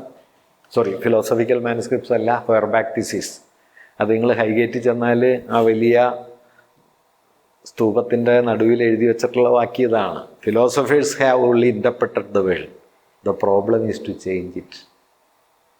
അതുകൊണ്ട് നമ്മൾ പുരോഗമനപരമായിരിക്കുക എന്നതിൻ്റെ അർത്ഥം വാസ്തവത്തിൽ ലോകത്തെ കുറെ കൂടി പുരോഗമനപരമായി രൂപാന്തരപ്പെടുത്താൻ എന്ത് ചെയ്യാൻ കഴിയും എന്ന് ആലോചിക്കുകയും അതിനുള്ള നാനാതരം പ്രവൃത്തികളിൽ പങ്കുചേരുകയും ചെയ്യുക എന്നതാണ്. ഒരർത്ഥത്തിൽ നമ്മുടെ ആധുനിക വിജ്ഞാനത്തിൻ്റെ ചരിത്രത്തോടുള്ള ഒരടഞ്ഞു നിൽപ്പ് കൂടി ഇതിനകത്തുണ്ട്. കാരണം ആധുനിക വിജ്ഞാനം ഉണ്ടാക്കിയ 2 അപകടങ്ങളെന്നോ പരിമിതികളെന്നോ പറയാവുന്നത്, ഒന്ന്, അത് അറിവിനെ ഫ്രാഗ്മെൻ്റ് ചെയ്തു. നമ്മൾ ഈ മോഡേൺ ഡിസിപ്ലിൻസ് എന്ന് പറയുമല്ലോ, സയൻസായിട്ട് സോഷ്യൽ സയൻസസ് ആയിട്ട്, ഹ്യൂമാനിറ്റീസ് ആയിട്ട്, അങ്ങനെ പലതായിട്ട് അതിനെ ഡിസിപ്ലിനറി ഫ്രെയിം വർക്കുകൾക്കകത്താക്കി. രണ്ട്, ഈ അറിവെന്ന് പറയുന്നത് മനുഷ്യരുടെ പ്രയോഗത്തിന് പുറത്തുള്ളൊരു കാര്യമാണെന്നോ പ്രവൃത്തി എന്ന് പറയുന്നത് അറിവിൽ നിന്ന് വേറിട്ടൊരു കാര്യമാണെന്നോ ഉള്ള മട്ടിലുള്ളൊരു വിഭജനം ഉണ്ടാക്കി. തിയറി ആൻഡ് പ്രാക്ടീസ് എന്നാണല്ലോ ഇപ്പോഴും പറയുക. തിയറി ആൻഡ് പ്രാക്ടീസ് എന്ന് പറയുന്നത് വാസ്തവത്തിൽ ആ ഒരു ബൈനറി ആധുനികതയുടെ ഏറ്റവും പ്രധാനപ്പെട്ട ഒരു അപകടമാണ്. അത് അതുമാത്രമൊന്നുമല്ല, ഒരുപാടുണ്ട്. ഇപ്പം നമ്മൾ മനുഷ്യനും പ്രകൃതി എന്ന് പറയും. മോഡേണിറ്റി കൊണ്ടുവന്ന വലിയ വിഭജനങ്ങളിലൊന്നാണ് പ്രകൃതി മനുഷ്യൻ എന്നുള്ളത്. അതായത് ഞാൻ നോക്കിക്കാണുന്ന, എനിക്ക് നോക്കിക്കാണാനും ഇടപെടാനും കഴിയുന്ന ഒരു അപരവസ്തുവായി പ്രകൃതിയെ കാണുക. അങ്ങനെ കാണാൻ തുടങ്ങുന്നതോടെ ആണ് ഒന്നുകിൽ നിങ്ങൾക്ക് പ്രകൃതിയെ ആരാധിക്കാം, അല്ലെങ്കിൽ നിങ്ങൾക്ക് പ്രകൃതിയെ കുത്തിക്കവർന്നെടുക്കാം എന്ന ധാരണ വരുന്നത്. ഈ പൊസിഷനോടുള്ള ചരിത്രത്തിൽ ആദ്യത്തെ മർമ്മസ്പർശിയായ വിമർശനം മാർസിൻ്റെയാണ്. മാർസ് 844 കേട്ടോ, 844 ഫിലോസഫിക്കൽ മാനുസ്ക്രിപ്റ്റ്സിൽ മാർസ് എഴുതുന്നൊരു വാക്യം, nature is the inorganic body of the human being എന്നാണ്. മനുഷ്യൻ്റെ അജൈവ ശരീരമാണ് പ്രകൃതി. അതുകൊണ്ട് പുറത്ത് വായു ഉണ്ടെങ്കിലേ എനിക്ക് ശ്വസിക്കാൻ പറ്റുള്ളൂ, ഭൂരിത്തുണ്ടെങ്കിലേ എനിക്ക് ഇങ്ങനെ ഇരിക്കാൻ പറ്റുള്ളൂ, ഈ കെട്ടിടത്തിന് ഇങ്ങനെ നിൽക്കാൻ പറ്റുള്ളൂ. അതുകൊണ്ട് ഞാൻ പ്രവർത്തിക്കുന്ന ഒരു അപരസ്ഥാനമല്ല, ഞാനായിരിക്കുന്ന സ്ഥാനമാണ് വാസ്തവത്തിൽ പ്രകൃതി എന്ന്. ഇത് മോഡേണിറ്റി വകവച്ചിട്ടില്ല. അതുകൊണ്ട് ഒന്നുകിൽ പ്രകൃതിയെ നിങ്ങൾ ആരാധിക്കും, കാൽപ്പനികരും മറ്റും ചെയ്തതുപോലെ പ്രകൃതി ഒരു ആരാധനീയ വസ്തുവായിട്ട് അപ്പുറത്ത് മാറും, അല്ലെങ്കിൽ പ്രകൃതി ഒരു ഉപഭോഗ സ്ഥാനമായിട്ട് തീരുകയും നമ്മുടെ ഒരു ഒരു ഒരു സോഴ്സായിട്ട് നമ്മൾ അതിനെ കാണുകയും ചെയ്യും. അപ്പം ഇത്തരം ബൈനറികൾക്കെതിരെയുള്ള ഈ ബൈനറികളൊന്നും ചെറിയ അപകടങ്ങളല്ല.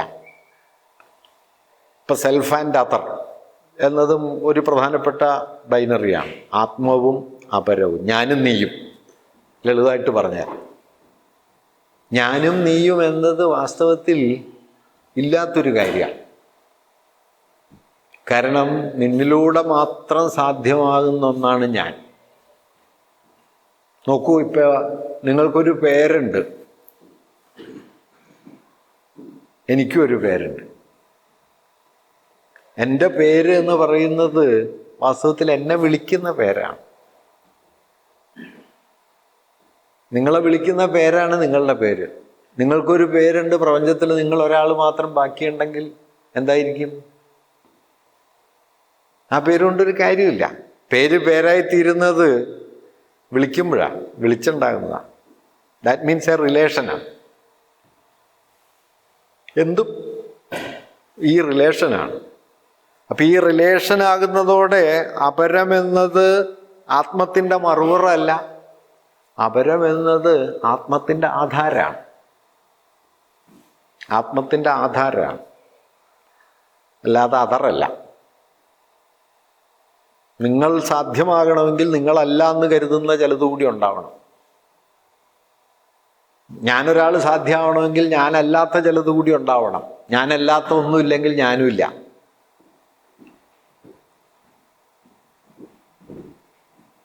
ഈ അടിസ്ഥാന യാഥാർത്ഥ്യത്തെ തകർത്തിട്ട് ഞാൻ ഒറ്റയ്ക്കൊരാളാണ്, നിങ്ങൾ ഒറ്റയ്ക്കൊരാളാണ്, ഓരോരുത്തരും ഒറ്റയ്ക്കൊറ്റയ്ക്ക് ഓരോരുത്തരാണ്, നമ്മളെല്ലാവരും കൂടി ചേർന്ന സമൂഹമാണ് എന്ന ഭീമമായ തെറ്റിദ്ധാരണ ഉണ്ടാക്കിയതാണ് ആധുനികത ഉണ്ടാക്കിയ ഏറ്റവും വലിയ അപകടം. ഞാനിങ്ങനെ ഒറ്റയ്ക്കിരിക്കുമ്പോഴും വാസ്തവത്തിൽ ഒരു സോഷ്യൽ റിലേഷനാണ്, നിങ്ങൾ ഒറ്റയ്ക്കിരിക്കുമ്പോഴും സോഷ്യൽ റിലേഷനാണ്. ഈ സാമൂഹികതയെ സ്ഥാപിച്ചെടുക്കാനുള്ള ഒരുപക്ഷെ മനുഷ്യവംശത്തിൻ്റെ ചരിത്രത്തിലെ ഏറ്റവും പ്രധാനപ്പെട്ട ഇടപെടൽ കൂടിയായിരുന്നു മാർക്സിസ്റ്റുകൾ നടത്താൻ ശ്രമിച്ചത്. വ്യക്തിയുടെ സൂക്ഷ്മ സ്വരൂപം മുതൽ സമ്പദ് വ്യവസ്ഥയാകാം, ശാസ്ത്രമാകാം, ഇതിൻ്റെയൊക്കെ ചരിത്രത്തിലെ വലിയ ആലോചനകളെ ഈ രൂപത്തിൽ ആവിഷ്കരിക്കാൻ പറ്റുമോ? ഇപ്പോൾ ശാസ്ത്രത്തിൻ്റെ ചരിത്രം എഴുതിയ വലിയൊരു മാർക്സിസ്റ്റ് ചിന്തകനുണ്ട്, JD ബർണൽ എന്നു പേരായ. നിങ്ങൾ ചിലരെങ്കിലും അദ്ദേഹത്തെ ശ്രദ്ധിച്ചിട്ടുണ്ടാവും. ബ്രിട്ടീഷുകാരനായിരുന്നു, ഇവിടുത്തെ ഇംഗ്ലണ്ടുകാരനായിരുന്നു ബർണൽ ശാസ്ത്രത്തിൻ്റെ ചരിത്രം എഴുതുമ്പോൾ ആ പുസ്തകത്തിന് കൊടുക്കുന്ന പേര് ഹിസ്റ്ററി ഓഫ് സയൻസ് എന്നല്ല, സയൻസ് ഇൻ ഹിസ്റ്ററി എന്നാണ്. ഹിസ്റ്ററി ഓഫ് സയൻസും സയൻസ് ഇൻ ഹിസ്റ്ററിയും തമ്മിൽ വലിയ വ്യത്യാസമുണ്ട്. കാരണം ഹിസ്റ്ററി ഓഫ് സയൻസ് എന്ന് നിങ്ങൾ എഴുതുമ്പോൾ ശാസ്ത്രം അതുമാത്രമായി തീരുകയും അതിൻ്റെ മാത്രം ചരിത്രമായിട്ട് മാറുകയും ചെയ്യും. സയൻസ് ഇൻ ഹിസ്റ്ററി എന്ന് പറയുമ്പോൾ സാമൂഹ്യ ബന്ധങ്ങളുടെ നാനാ തലങ്ങൾക്കുള്ളിൽ ഉൾപ്പെട്ടിരിക്കുന്ന ഒന്നായിട്ട് ശാസ്ത്രം മാറുകയും അത് ഒരു സോഷ്യൽ റിലേഷനായിട്ട് രൂപാന്തരപ്പെടുകയും ചെയ്യും. ഒരു പേര് വളരെ പ്രധാനപ്പെട്ട കാര്യമായിത്തീരുന്നു, ഒരു അപ്രോച്ച് മാറുകയാണ്. ഞാൻ പറഞ്ഞു വന്നത്, ഇങ്ങനെ സാമൂഹികത എന്നതിനെ നമ്മുടെ ജീവിത പരിസരത്തിൻ്റെ എല്ലാ വിധാനങ്ങളിലും ഉറപ്പിച്ചെടുക്കാൻ ശ്രമിക്കുകയും ആ സാമൂഹികമായ ബന്ധങ്ങളെ മറച്ചു പിടിക്കുന്ന തരത്തിലുള്ള ഫ്രാഗ്മെൻറ്റേഷനുകളോടോ കേവല വാദങ്ങളോടോ ഒക്കെ നിരന്തരമായി എതിരിടുകയും ചെയ്തു എന്നതാണ് ഒരു ചിന്താപദ്ധതി എന്ന നിലയ്ക്ക് മാർക്സിസത്തെ സംഗതമാക്കുന്ന, പ്രധാനമാക്കുന്ന അടിസ്ഥാന കാര്യങ്ങളിലൊന്ന്. അല്ലാതെ അതൊരു കക്ഷിതല വഴക്കിൻ്റെ കാര്യം മാത്രമല്ല. ഞാൻ കക്ഷിതലങ്ങളൊന്നും വേണ്ടാന്ന് കരുതുന്ന ആളല്ല കേട്ടോ. കക്ഷിതലത്തിലുള്ള ഇടപെടലുകൾ, സമരങ്ങൾ ഒക്കെ സാമൂഹ്യ ജീവിതത്തെ സംബന്ധിച്ച് പ്രധാനമാണ്. പക്ഷേ അതിൻ്റെ വിശാല ഭൂമികയിൽ ഈ ഒരു ലോകവും കൂടി ഉണ്ട് എന്നതാണ് നമ്മൾ മനസ്സിലാക്കേണ്ട കാര്യം. അപ്പം അങ്ങനെയൊക്കെയുള്ള ഒരു വലിയ സാമൂഹ്യ ഭാവനയെ ലോകത്തിൻ്റെ മുമ്പിൽ കൊണ്ടുവരികയും അതിനുവേണ്ടി തൻ്റെ ആലോചനയെയും തൻ്റെ ജീവിതത്തെയും ഒക്കെ സമ്പൂർണമായി സമർപ്പിക്കുകയും ചെയ്ത ഒരാൾ കൂടിയായിരുന്നു എംഗൽസ് എന്നത് മാഞ്ചസ്റ്ററിൽ നിൽക്കുമ്പോൾ ഓർക്കേണ്ട കാര്യമാണ്. നിങ്ങൾ മാഞ്ചസ്റ്ററിൽ കഴിയുന്ന സമയത്ത് അത്രയൊക്കെ ഓർക്കേണ്ടതുണ്ട് എന്നുകൂടി ഉള്ള രണ്ട് ആഗ്രഹം കൊണ്ട് ഞാനിതൊക്കെ പറഞ്ഞു എന്നേ ഉള്ളൂ. കാരണം എൻ്റെ ഒരു തോന്നലിൽ മറ്റൊരാൾക്ക് വേണ്ടി തന്നെ ഉപേക്ഷിക്കുന്നതിൽ ഇത്രയേറെ ഉദാരത കാണിച്ച അധികം പേരെയൊന്നും നമുക്ക് ചിന്തയുടെ ചരിത്രത്തിൽ കാണാൻ കഴിയില്ല. ഒരുപക്ഷെ പൊളിറ്റിക്കൽ പ്രാക്ടീസിലുണ്ട്, പക്ഷേ ചിന്താചരിത്രത്തിൽ മാർക്സിനെ പോലെ തന്നെ വലിപ്പമുള്ള ഒരാളായിരുന്നു എംഗൽസ് ചിന്തയിൽ. അദ്ദേഹത്തിൻ്റെ ഒറ്റയ്ക്ക് എഴുതിയ പുസ്തകങ്ങൾ നോക്കിയാൽ ഈ കുടുംബ സ്വകാര്യ സ്വത്തോ, ഡയലക്റ്റിക്സ് ഓഫ് നേച്ചറോ, അല്ലെങ്കിൽ പ്രൂതോ, മറ്റേ അദ്ദേഹത്തിൻ്റെ മറ്റൊരു പ്രധാന വർക്കുണ്ട്, എൻ്റെ പേര് മറന്നു. അദ്ദേഹത്തിൻ്റെ സ്വന്തം രചനകൾ നോക്കിയാൽ നിങ്ങൾക്കത് വ്യക്തമാകാവുന്നതേ ഉള്ളൂ. പക്ഷേ ജീവിതകാലത്ത് ഇപ്പോൾ മാർക്സ് മരിച്ചതിന് ശേഷം എംഗൽസ് ഉടനീളം ചെയ്തൊരു കാര്യം മാർക്സിൻ്റെ കൃതികൾ പ്രസിദ്ധീകരിക്കുക എന്നുള്ളതായിരുന്നു. മൂലധനത്തിൻ്റെ 2-3 വോള്യങ്ങൾ പകർത്തി എഴുതി. ഞാൻ നേരത്തെ പറഞ്ഞ പോലെ മാർക്സിൻ്റെ കൈയെഴുത്ത് പ്രപഞ്ചത്തിൽ മനസ്സിലാവുന്ന ഒരേ ഒരാളായിട്ട് അവശേഷിച്ചിരുന്നതും എംഗൽസാണ്. അത് പകർത്തി എഴുതി, അത് പ്രസ്സിലെത്തിച്ച്, അത് അച്ചടിപ്പിച്ച്, അത് പുറത്തു കൊണ്ടുവരിക, പിന്നെ മാർക്സിൻ്റെ ആശയങ്ങളെ കൂടുതൽ വിശദീകരിക്കാൻ വേണ്ടി തൻ്റെ പരിശ്രമങ്ങളെ നീക്കി വയ്ക്കുക, അങ്ങനെയൊക്കെ ഉദാരതയുടെ ഒരു വലിയ ആൾരൂപം പോലെ ജീവിച്ച ഒരാളായിരുന്നു എംഗൽസ്. അതിലൊരു കാംറേഡറി എന്ന് പറയുന്ന ആ ഒരു മൂല്യത്തിന്, അതിൻ്റെ ഒരു മാനുഷിക ആവിഷ്കാരം ആയിരുന്നു അദ്ദേഹം. എംഗൽസ് ഒരിക്കൽ പറയുന്നുണ്ട്, ഞങ്ങൾ ചെയ്ത കാര്യങ്ങൾ ഞങ്ങളുടെ അഭാവത്തിലും മാർക്സിന് ചെയ്യാൻ കഴിയുമായിരുന്നു, പക്ഷേ മാർക്സ് ചെയ്ത കാര്യം അദ്ദേഹത്തിൻ്റെ അഭാവത്തിൽ ഞങ്ങൾക്കാർക്കും ചെയ്യാൻ കഴിയുമായിരുന്നില്ല. ഇങ്ങനെ തന്നെ കവിഞ്ഞു നിൽക്കുന്ന ഒരു ബൗദ്ധിക മഹിമ മാർക്സിനുണ്ട് എന്ന് മനസ്സിലാക്കി അതിനുവേണ്ടി തന്നെ ജീവിതത്തെ മാർക്സിൻ്റെ നിഴലാക്കി മാറ്റാൻ ഒരു മടിയുമില്ലാത്ത വലിയൊരു സമർപ്പണത്തെ കൂടിയാണ് വാസ്തവത്തിൽ എംഗൽസ് എന്ന് നമ്മൾ വിളിക്കുന്നത്. ഒരു പക്ഷേ നമ്മുടെ കാലം അത്തരത്തിലുള്ള ചില ഓർമ്മകളെ ആവശ്യപ്പെടുന്നുണ്ട് എന്ന് ഞാൻ കരുതുന്നു. നമ്മുടേതുപോലുള്ള കൂട്ടായ്മകൾ വാസ്തവത്തിൽ സാഹോദര്യത്തിൻ്റെ, സമർപ്പണത്തിൻ്റെ അത്തരത്തിലുള്ള അനുഭവങ്ങളെ ഉറപ്പിച്ചെടുക്കാനുള്ള വലിയ പരിശ്രമങ്ങളെ കൂടിയാണ് ആവിഷ്കരിക്കുന്നത്. ഇന്ന് ലോകത്തെ സംബന്ധിച്ച് ഏറ്റവും പ്രധാനപ്പെട്ട ഒരു ആധാര വസ്തുത, ഞാൻ തുടക്കത്തിൽ പറഞ്ഞ കൈരളി പോലൊരു കൂട്ടായ്മ ചെയ്യാൻ ശ്രമിക്കുന്നു എന്ന് ഞാൻ സൂചിപ്പിച്ച ഈ സാമൂഹികതയുടെ തിരോഭാവമാണ്. സാമൂഹികത പിൻവാങ്ങുന്നു എന്ന് ഞാൻ പറയുന്നത് മനുഷ്യർ കൂട്ടം ചേരുന്നില്ല എന്നുള്ള അർത്ഥത്തിലോ മനുഷ്യർ സമൂഹങ്ങളായി ജീവിക്കുന്നില്ല എന്ന അർത്ഥത്തിലോ അല്ല. മറിച്ച് ലോകത്തെയും യാഥാർത്ഥ്യത്തെയും മനസ്സിലാക്കുന്നതിൻ്റെ കേന്ദ്രമായി ഈ സങ്കല്പം നിൽക്കുന്നുണ്ട്. ഇപ്പം ആധുനിക ലോകം വികസിച്ചു വന്നപ്പോൾ ഉണ്ടായ ഏറ്റവും പ്രധാനപ്പെട്ട കാര്യം ഈ സാമൂഹികത ഏതാണ്ട് സർവ്വതലങ്ങളിലേക്കും വ്യാപിച്ചു എന്നുള്ളത്. ഞാനിപ്പോൾ കേരളത്തെ മുൻനിർത്തി ഈ ചില ഉദാഹരണങ്ങൾ പറയാം. ഇപ്പോൾ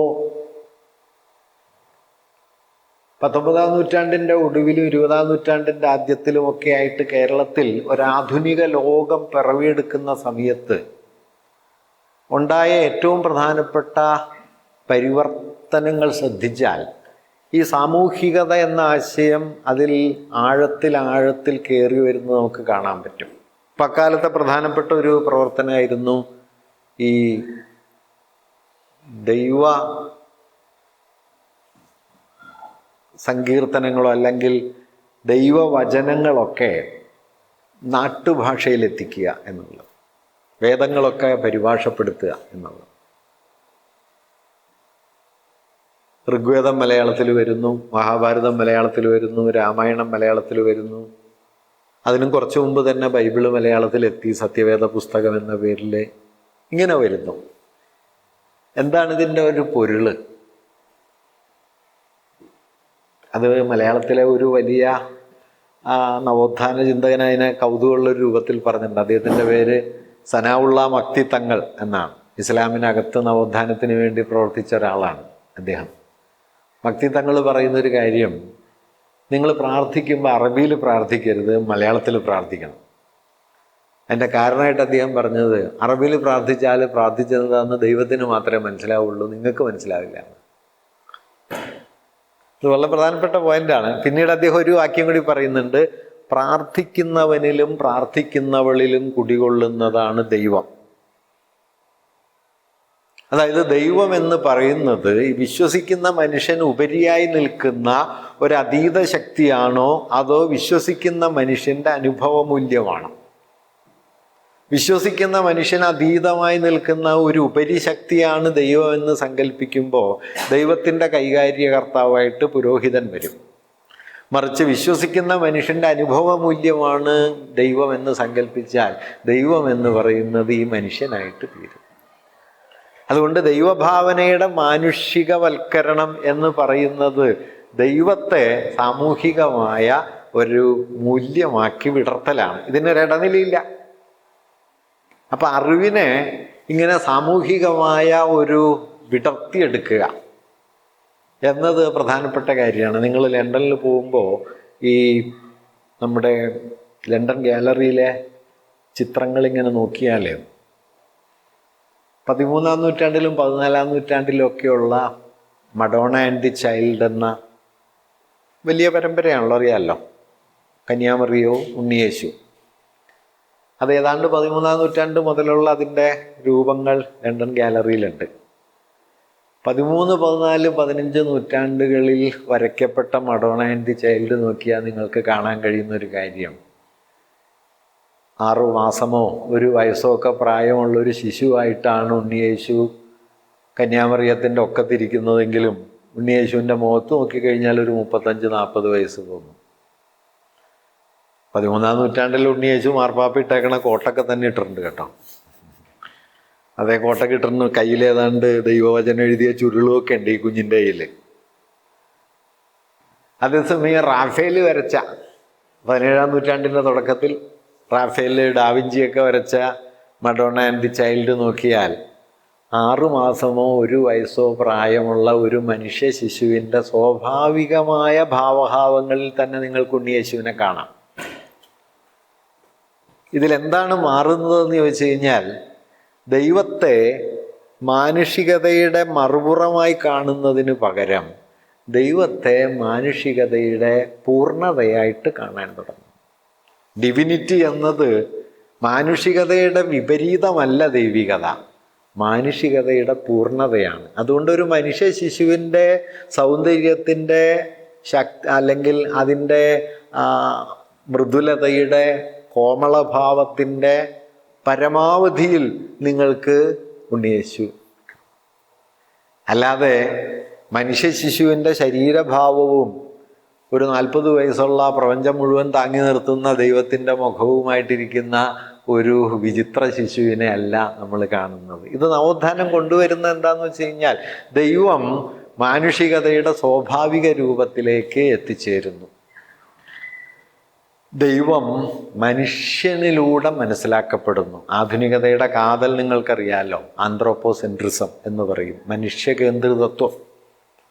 മനുഷ്യനാണ് പ്രമാണം, man is the measure of all things എന്ന പ്രൊട്ടഗോറസിൻ്റെ പഴയ തത്വം 17, 18, 19 നൂറ്റാണ്ടുകളാകുമ്പോഴേക്കും ഒരു കേന്ദ്ര തത്വമായി മാറുകയും ദൈവത്തെ കൂടി അങ്ങനെ കാണാം എന്ന നിലയിൽ ദൈവത്തിന് മാനുഷികമായൊരു ഉള്ളടക്കം വരികയും ചെയ്യുന്നു. ഇങ്ങനെ ദൈവത്തെ മാനുഷിക രൂപമാക്കുന്ന ആ പ്രവൃത്തി ഇപ്പോൾ കേരളത്തിൽ രാജാരവിവർമ്മ ചെയ്യുന്ന ഒരു പണി ഇതാണ്. രവിവർമ്മ ചെയ്തൊരു കാര്യം എന്താണെന്ന് വെച്ച് കഴിഞ്ഞാൽ, മനുഷ്യപ്രകൃതത്തിൽ നിന്ന് വളരെ വ്യത്യസ്തമായ ഏതെല്ലാമോ വിചിത്ര രൂപങ്ങളിൽ കണ്ടിരുന്ന ദൈവങ്ങളെയൊക്കെ മാനുഷിക രൂപത്തിലേക്ക് കൊണ്ടുവരുന്നു. ഒരു ഹ്യൂമൻ കണ്ടംപറേനിറ്റി, മാനുഷികമായൊരു സമീപസ്ഥത. ഇന്ത്യയിലെ ദൈവരൂപങ്ങൾ പൊതുവിൽ അങ്ങനെയല്ലല്ലോ. മനുഷ്യനൊരു മുഖമാണെങ്കിൽ ദൈവത്തിന് 4 മുഖം, മനുഷ്യനൊരു കണ്ണാണെങ്കിൽ ദൈവത്തിന് 3 കണ്ണ്, മനുഷ്യന് 2 കൈയാണെങ്കിൽ ദൈവത്തിന് 16 കൈ എന്നെല്ലാമൊക്കെയുള്ള തരത്തിലുള്ള ഒരു distortion of the human body എന്ന് കേസരി അതിനെക്കുറിച്ച് പറയുന്നുണ്ട്. ഡിസ്റ്റോർട്ടഡ് ആണ്. അതിന് പകരം മാനുഷിക രൂപത്തിലേക്ക് ദൈവത്തെ കൊണ്ടുവരുന്നു. രവിവർമ്മയുടെ ശകുന്തളയെയോ, രവിവർമ്മയുടെ സരസ്വതിയെയോ, രവിവർമ്മയുടെ ദേവതമാരെയോ ഒക്കെ നോക്കിക്കഴിഞ്ഞാൽ ഏതാണ്ട് ഇന്ത്യയിലെ ഒരു മധ്യവർഗ കുടുംബത്തിലെ ഒരു 30-35 വയസ്സുള്ളൊരു സ്ത്രീയുടെ പ്രകൃതത്തിലേക്ക് രവിവർമ്മ ദൈവത്തെ മാറ്റി വരച്ചു. അതിൻ്റെ അർത്ഥം എന്താണെന്ന് വെച്ച് കഴിഞ്ഞാൽ, ഐതിഹ്യാത്മകമായ അകലങ്ങളിൽ നിന്ന് ദൈവത്തെ മോചിപ്പിച്ച് മാനുഷികമായൊരു സാമീപ്യത്തിലേക്ക് അതിനെ കൊണ്ടുവന്നു, മനുഷ്യനാക്കി മാറ്റി. ഈ മാനുഷികത വളരെ പ്രധാനമാണ്. ഈ മാനുഷികതയാണ് ദൈവത്തെ എന്താ പറയുക എല്ലാവരുടേതാക്കിയത്. അല്ലെങ്കിൽ ഐതിഹ്യാത്മകമായ അകലത്തിലാണ് ദൈവമെങ്കിൽ നിങ്ങൾക്ക് ദൈവത്തെ തൊടാൻ പറ്റില്ല. അതിന് അധികാരമുള്ള ചില ആളുകളുണ്ട്.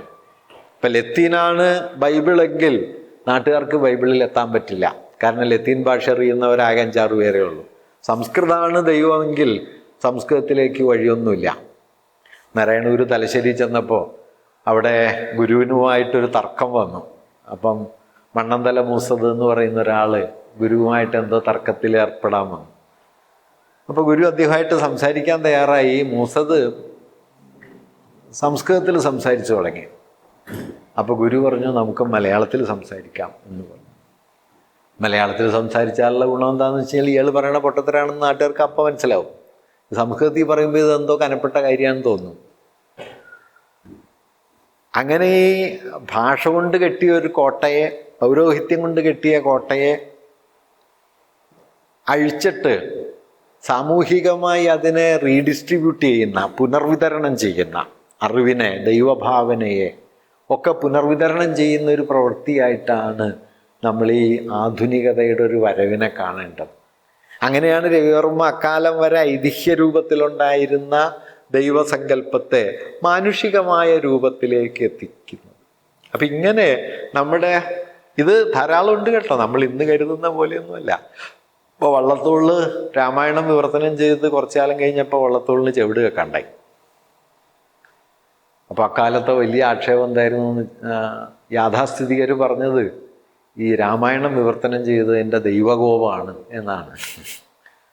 വള്ളത്തോൾ അതിനെ നേരിട്ട് എങ്ങനെയാണെന്ന് വെച്ച് കഴിഞ്ഞാൽ, രാമായണം വിവർത്തനം ചെയ്തിട്ട് ചെവിട് കേൾക്കാണ്ടായെങ്കിൽ ഞാൻ ഋഗ്വേദം വിവർത്തനം ചെയ്യാൻ പോവാണ് എന്ന് പറഞ്ഞ് മൂപ്പര് ഋഗ്വേദം വിവർത്തനം ചെയ്യുകയും സ്വന്തം നിലയ്ക്ക് അച്ചടിക്കുകയും തന്നെത്താനെ കൊണ്ടു കടന്ന് വിൽക്കുകയും തൃശ്ശൂരെ സ്വർണ്ണക്കടക്കാരെ വരെ ഭീഷണിപ്പെടുത്തി അതൊക്കെ വാങ്ങിപ്പിക്കുകയും ചെയ്തു.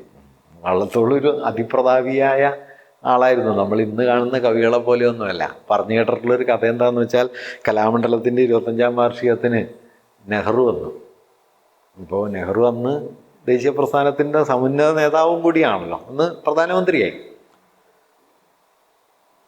അപ്പോൾ വേദിയിൽ ഇങ്ങനെ കുറേ കസേര ഇട്ടിട്ടുണ്ട്. അതിലൊരു വലിയ കസേരയുണ്ട്, പിന്നെ കുറച്ച് ചെറിയ സാധാ കസേരയുണ്ട്. വള്ളത്തോൾ നെഹ്റുവും കൂടി സ്റ്റേജിൽ കയറിയിട്ട് വലിയ കസേരയിൽ വള്ളത്തോളിരുന്നു. അല്ലാതെ നെഹ്റുവിനേക്കാൾ എന്തെങ്കിലും കുറവ് തനിക്കുണ്ടെന്ന് മൂപ്പർക്ക് ഒരിക്കലും തോന്നിയിട്ടില്ല. അങ്ങനത്തെ ഒരാളായിരുന്നു വള്ളത്തോൾ. അദ്ദേഹം ഋഗ്വേദം വിവർത്തനം ചെയ്തു. നിങ്ങൾ ഒരിക്കലും പ്രതീക്ഷിക്കില്ല, വള്ളത്തോൾ വിവർത്തനം ചെയ്ത കൃതികളുടെ പട്ടിക എടുത്താൽ ഋഗ്വേദം വിവർത്തനം ചെയ്യുന്നു, അധ്യാത്മരാമായണം വിവർത്തനം ചെയ്യുന്നു, വാൽമീകി രാമായണം വിവർത്തനം ചെയ്യുന്നു എന്നതൊക്കെ നമുക്ക് പ്രതീക്ഷിക്കാം. അദ്ദേഹം അഷ്ടാംഗഹൃദയം വിവർത്തനം ചെയ്തു. ഇന്ത്യയിലെ ഏറ്റവും പ്രധാനപ്പെട്ട ആയുർവേദ ഗ്രന്ഥമാണ് അഷ്ടാംഗഹൃദയം. അദ്ദേഹം വൃക്ഷായുർവേദം വിവർത്തനം ചെയ്തു. അദ്ദേഹം മാതംഗലീല വിവർത്തനം ചെയ്തു. ഇതെല്ലാം പ്രാചീനമായ വിജ്ഞാനം ഇങ്ങനെ ഒരു കുത്തകയായിട്ട് ഏതെല്ലാമോ മനുഷ്യരുടെ മാത്രം കയ്യിൽ ഒതുങ്ങിയിരുന്ന ഒന്നിനെ അഴിച്ചു വിട്ടിട്ട് സാധാരണ മനുഷ്യരുടെ അനുഭവത്തിലേക്ക് അറിവിനെ എത്തിക്കുന്ന പണിയായിരുന്നു. അവരുടെ കയ്യിൽ അറിവെത്തുന്നതോടെ അധികാരം അവരുടെ കയ്യിലെത്തും. കേരളത്തിൻ്റെ ഒരു അടിസ്ഥാന വിശേഷം എന്താണെന്ന് വെച്ചാൽ, കേരളത്തിൽ സമരം തുടങ്ങിയത് അറിവിന് വേണ്ടിയിട്ടായിരുന്നു. നിങ്ങൾ ശ്രദ്ധിച്ചിട്ടുണ്ടോ എന്നറിയില്ല, കേരളത്തിൽ ആദ്യത്തെ പണിമുടക്ക് നടക്കുന്നത് കൂലിക്കൂടലിന് വേണ്ടിയിട്ടല്ല. ആ പണിമുടക്ക് നടത്തിയ ആളുടെ പേര് അയ്യങ്കാളി എന്നാണ്. ആ പണിമുടക്ക് നടക്കുന്നത് പുലയ കുട്ടികളുടെ സ്കൂൾ പ്രവേശനത്തിന് വേണ്ടിയിട്ടാണ്. സർക്കാർ ഉത്തരവൊക്കെ ഉണ്ടായിരുന്നു, തിരുവിതാംകൂർ ഗവൺമെൻറ് ഉത്തരവൊക്കെ ഉണ്ടായിരുന്നു എല്ലാ കുട്ടികളെയും ചേർത്ത് പഠിപ്പിക്കണമെന്ന്. പക്ഷേ ജാതി പ്രമാണിമാർ കയറ്റുമായിരുന്നില്ല.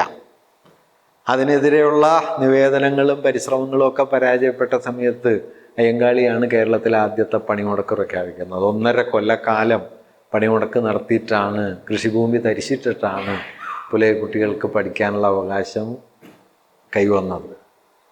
ഇത് നമ്മുടെ യുണീക്ക്നെസ്സിനെ കൂടി സൂചിപ്പിക്കുന്നുണ്ട്. അതായത് ഒരു തൊഴിലാളി പണിമുടക്ക് നടക്കുന്നത് തൊഴിലാളികളുടെ കൂലിക്കൂടുതലിന് വേണ്ടിയിട്ടോ അവകാശാധികാരങ്ങൾക്ക് വേണ്ടിയിട്ടോ തൊഴിലിൻ്റെ സംരക്ഷണത്തിന് വേണ്ടിയിട്ടോ അല്ല. തൊഴിലാളി പണിമുടക്ക് നടക്കുന്നത് അറിവിന് വേണ്ടിയാണ്. ഇങ്ങനെ അറിവിൻ്റെ സാമൂഹികത എന്ന് പറയുന്നതിനെ, അല്ലെങ്കിൽ സാമൂഹികം എന്ന് പറയുന്ന ആ മൂല്യത്തെ ദൈവഭാവനയിലും അല്ലെങ്കിൽ നമ്മുടെ ജീവിത പരിസരങ്ങളിലും സാഹിത്യ സങ്കല്പങ്ങളിലും ഒക്കെ പ്രവേശിപ്പിച്ചാണ് നമ്മളൊരു കേരളം എന്ന് വിളിക്കുന്ന ഒരു സവിശേഷ മൂല്യത്തിലേക്ക് എത്തിച്ചേർന്നത്. അത് ഈ സാമൂഹികതയുടെ വ്യാപനം കൂടിയാണ്. ആ സാമൂഹികതയുടെ വ്യാപനത്തെ ഇന്ന് നമ്മൾ കരുതുന്നത് പോലെ സ്വാഭാവികമായി സംഭവിച്ച കാര്യമൊന്നുമല്ല. അതിൻ്റെ പിന്നിൽ വലിയ പരിശ്രമങ്ങളുണ്ടായിരുന്നു. ധാരാളം ശ്രമങ്ങൾ അതിൻ്റെ കൂടെ നടക്കുന്നുണ്ടായിരുന്നു. ഭാഷയിലാകാം, അല്ലെങ്കിൽ സാഹിത്യത്തിലാകാം. അപ്പം സാഹിത്യത്തിലൊക്കെ മനുഷ്യർ കൂടുതൽ വന്നു. അതുവരെ സാഹിത്യം ദൈവങ്ങളുടെയും പ്രഭുക്കന്മാരുടെയും ഒക്കെ ജീവിത ലോകങ്ങളായിരുന്നുവെങ്കിൽ അതിലേക്ക് മനുഷ്യർ വളരെ കൂടുതൽ വരികയും മനുഷ്യരിൽ തന്നെ ഏറ്റവും പിൻനിരയിലുള്ള മനുഷ്യർ പിന്നാലെ വരാൻ തുടങ്ങി. ഇപ്പം ബഷീർ മലയാളത്തിൽ കൊണ്ടുവന്നൊരു വിപ്ലവം എന്തായിരുന്നു എന്ന് വെച്ചാൽ, വിപ്ലവം വിജയിക്കട്ടെ എന്നോ സ്വാതന്ത്ര്യസമരം വിജയിക്കട്ടെ എന്നോ ഒന്നും പറഞ്ഞതല്ല. മറിച്ച് പെറുക്കികൾ എന്ന് നമ്മൾ സാധാരണ പറയുന്ന യാതൊരു ഏജൻസിയും ഇല്ലാത്തവരെന്ന്, പെറുക്കിന്ന് ഞാൻ ഈ ജയമോഹനൻ പറഞ്ഞ അർത്ഥത്തിലല്ല കേട്ടോ, മലയാളികൾ പെറുക്കികളാണെന്ന് മൂപ്പര് പറയുന്നുണ്ട്. നമ്മൾ ഈ ലുമ്പൻ എന്ന് പറയില്ലേ, പ്രത്യേകിച്ചൊരു ഏജൻസി ഒന്നും ഇല്ലാതെ പോക്കറ്റടിക്കാരായിട്ടോ അല്ലെങ്കിൽ പിമ്പുകളായിട്ടോ ഒക്കെ അലഞ്ഞു തിരിയുന്നവരായിട്ടോ ഒക്കെ സമൂഹത്തിൻ്റെ അരികിലേക്ക് ഇങ്ങനെ തള്ളി മാറ്റപ്പെട്ട ഒരു ഏജൻസിയും ഇല്ലാത്ത ആളുകളെയാണ് ലുമ്പൻ എന്ന് ക്ലാസിക്കൽ മാർക്സിസത്തിലൊക്കെ പറയുക. അത്തരത്തിൽ പെറുക്കികളായ മനുഷ്യരുടെ ജീവിതം മലയാളത്തിൽ ആദ്യം വരുന്നത് ബഷീറിൻ്റെ എഴുത്തിലാണ്. നിങ്ങൾ ആ കഥാപാത്രങ്ങളെ ചിലർ ഓർക്കുന്നുണ്ടാവും. ആനവാരി രാമൻ നായർ, പൊൻകുരിശു തോമ, മണ്ട മുസ്തഫ, ഒറ്റക്കണ്ണം പോക്കര്, അങ്ങനെ ഇവരുടെ അനുഭവങ്ങൾ ഭാഷയിലേക്ക് വരികയാണ്. ഈ അരികുകൾ ഭാഷയിലേക്ക് വരികയാണ്. അത് 40 തന്നെ വന്നു. നമ്മൾ പോസ്റ്റ് മോഡേണിസം വന്നപ്പോഴാണ് ഇത് വന്നതെന്ന് ഇപ്പോഴും കരുതുന്നുണ്ട്. വാസ്തവത്തിൽ സ്ഥലത്തെ പ്രധാന ദിവ്യൻ പോലുള്ളൊരു കഥയിൽ ബഷീർ കൊണ്ടുവരാൻ ശ്രമിച്ച അനുഭവ ലോകത്തിൻ്റെ ഒരു വിപുല തലമാണ് വാസ്തവത്തിൽ നമ്മുടെ സാറാ ജോസഫിൻ്റെ ആലാഹയുടെ പെൺമക്കളിലൊക്കെ നമ്മൾ കാണും. ഇതിൻ്റെ എക്സ്റ്റൻഷനാണ് ഈ സ്ഥലം. ആ സ്ഥലത്ത് നോക്കിയാൽ നിങ്ങൾക്ക് അന്നത്തെ ഒരു ആദർശ മനുഷ്യനെയും കാണാൻ പറ്റില്ല. ഒരു ഐഡിയൽ ബീയിങ് അല്ല, മറിച്ച് പെറുക്കികൾ, പിച്ചക്കാർ, തോട്ടികൾ, ആർക്കും വേണ്ടാത്തവർ, അവരുടെ അനുഭവങ്ങൾ. ഞാൻ പറയുന്നത് സാമൂഹികതയുടെ വികാസം ആണ് അവിടെ സംഭവിക്കുന്നത്. ആരാണ് മനുഷ്യൻ എന്നുള്ള ചോദ്യത്തിന് അനന്തപത്മനാഭൻ പടത്തലവൻ എന്നൊരു ഉത്തരാണ് സി വി രാമപിള്ള പറയുന്നത്. അല്ലെങ്കിൽ മാധവൻ ഇന്ദുലേഖ എന്നാണ് ചന്തുമേനോൻ പറയുന്നത്. ചാത്തനും കോരനും എന്നാണ് തകഴി പറയുന്നത്. അല്ലെങ്കിൽ ഓടയിൽ നിന്നിലെ പപ്പു എന്നാണ് കേശവദേവ് പറയാം. അപ്പോഴാണ് ബഷീർ പറഞ്ഞത് ഒറ്റക്കണ്ണം പോക്കര്. ഒറ്റക്കണ്ണം പോക്കര് അത് വേറൊരു തലത്തിലേക്ക് ഈ മാനുഷികതയെ തള്ളി നീക്കുന്നൊരു പണിയാണ്. അങ്ങനെ തള്ളി നീക്കിക്കൊണ്ട് കൂടുതൽ വിപുലമായ ഒരു സാമൂഹികതയെ നമ്മുടെ അനുഭവ പരിസരത്തേക്ക് കൊണ്ടുവരുന്ന ഒരു പ്രവൃത്തിയാണത്. അതിപ്പോൾ ബഷീറിൻ്റെ കൃതികളൊക്കെ നോക്കിയാൽ നിങ്ങൾക്ക് കാണാൻ പറ്റും. മനുഷ്യർ എന്ന് പറയുന്നത് അക്കാലം വരെ എന്തായിരുന്നോ അതിനേക്കാൾ വലിപ്പമുള്ള ഒന്നായി തീർന്നു. വലിപ്പം എന്ന് ഞാൻ പറയണത് ജൈജാൻറ്റിക് എന്നുള്ള അർത്ഥത്തില്ല, തുറസ്സുള്ള ഒന്നായി ബഷീറിൽ മാറി.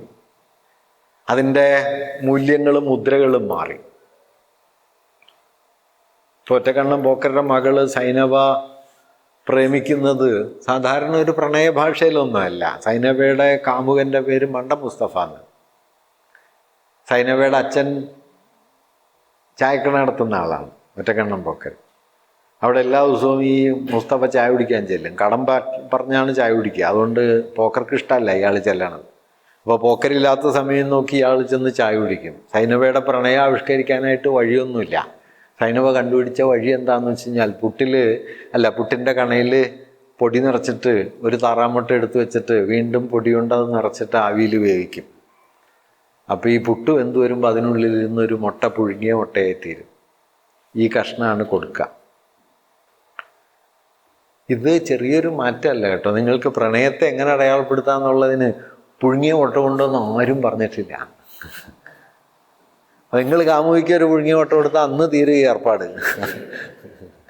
പക്ഷെ ബഷീർ എന്ത് ചെയ്യുന്നു വെച്ച് കഴിഞ്ഞാൽ ഈ പുഴുങ്ങിയ മുട്ടയെ ഇങ്ങനെ കൊണ്ടുവന്നിട്ട്, അത് പുഴുങ്ങിയ മുട്ടയുടെ കഥയല്ല, മറിച്ച് ഈ മനുഷ്യാവസ്ഥ എന്ന് പറയുന്നത് വലുതാവാണ്. ആരാണ് മനുഷ്യൻ എന്നുള്ള ചോദ്യത്തിന് ദാ ഇയാള് എന്ന് പറയുകയും ഈ പോക്കര്, മണ്ട മുസ്തഫ, സൈനബ, ഒറ്റ ആനവാരി രാമൻ നായർ, പൊൻകുരിശ് തോമയൊക്കെ മണ്ടനാണെങ്കിലും കനപ്പെട്ട ചോദ്യമാണ് ചോദിക്കുന്നത് അല്ലേ. ചോദിക്കാവുന്നതിൽ ഏറ്റവും കനമുള്ള ചോദ്യം ചോദിച്ചത് പൊൻകുരിശ് തോമയാണ്. മരക്കുരിശി കിടന്ന് മരിച്ച കർത്താവിന് എന്തിനാണ് പൊൻകുരിശ് എന്ന് ചോദിച്ച് പള്ളിയിലെ കുരിശ് അടിച്ചു മാറ്റും. അടിച്ചു മാറ്റൽ ഇപ്പോഴും ഉണ്ട്. ഇപ്പം തോമയല്ല എന്ന് മാത്രമേ ഉള്ളൂ. അപ്പം ഞാൻ പറഞ്ഞതെന്ന് വെച്ചാൽ ഇങ്ങനെ മനുഷ്യാവസ്ഥയെ വിപുലമാക്കുക. അത് സാഹിത്യത്തിൽ നടക്കുന്നുണ്ട്, വിജ്ഞാനത്തിൽ നടക്കുന്നുണ്ട്, ദൈവഭാവനയിൽ നടക്കുന്നുണ്ട്. അങ്ങനെ സാമൂഹികത എന്നതിനെ നമ്മുടെ ജീവിതത്തിൻ്റെ ഉള്ളിലേക്ക് കൂടുതൽ കൂടുതൽ കൂടുതൽ കടത്തിക്കൊണ്ട് വന്ന് അതിൻ്റെ തുടർച്ചയിലാണ് നമുക്ക് വലിയ സമരമുഖങ്ങൾ ഉണ്ടാവുന്നത്. അതിൻ്റെ തുടർച്ചയിലാണ് കർഷക പ്രസ്ഥാനം ഉണ്ടാവുന്നത്. അതിൻ്റെ തുടർച്ചയിലാണ് കർഷകർ വിള കൊയ്ത കർഷകർ പട്ടിണി കിടക്കുകയും ധാന്യങ്ങൾ ഏതോ കലവറകളിൽ കൊന്നുകൂടുകയും ചെയ്യുന്നത് ശരിയല്ല എന്ന് കരുതുകയും കരുവള്ളൂര് സമരാവുകയും ചെയ്യും. മുനയും കുന്ന് വെടിവെപ്പാവുന്നത് ഇതാണ്. നെല്ല് പിടിച്ചെടുക്കുകയാണ്. കൊയ്തവൻ പട്ടിണി കിടക്കുകയും ഏതോ ധാന്യപ്പുരയിൽ നെല്ല് വെറുതെ ഇരിക്കുകയും ചെയ്യുന്നു. അത് പിടിച്ചെടുക്കുന്നു, വെടിവെപ്പാവുന്നു, ആളുകൾ മരിക്കുന്നു. സാമൂഹികതയുടെ വ്യാപനമാണ് കേട്ടോ, മരണമല്ല, സമരം.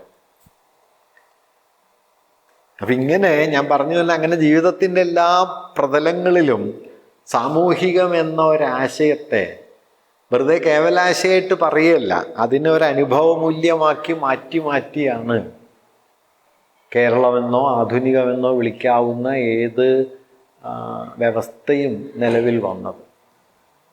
നിർഭാഗ്യവശാൽ അങ്ങനെയുള്ള ഒരു ആധുനികമായ മൂല്യത്തെ നമ്മുടെ ജീവിത പരിസരത്ത് നിന്ന് വലിയൊരളവോളം നിഷ്കാസനം ചെയ്യുന്ന ഒരു സ്ഥിതിവിശേഷം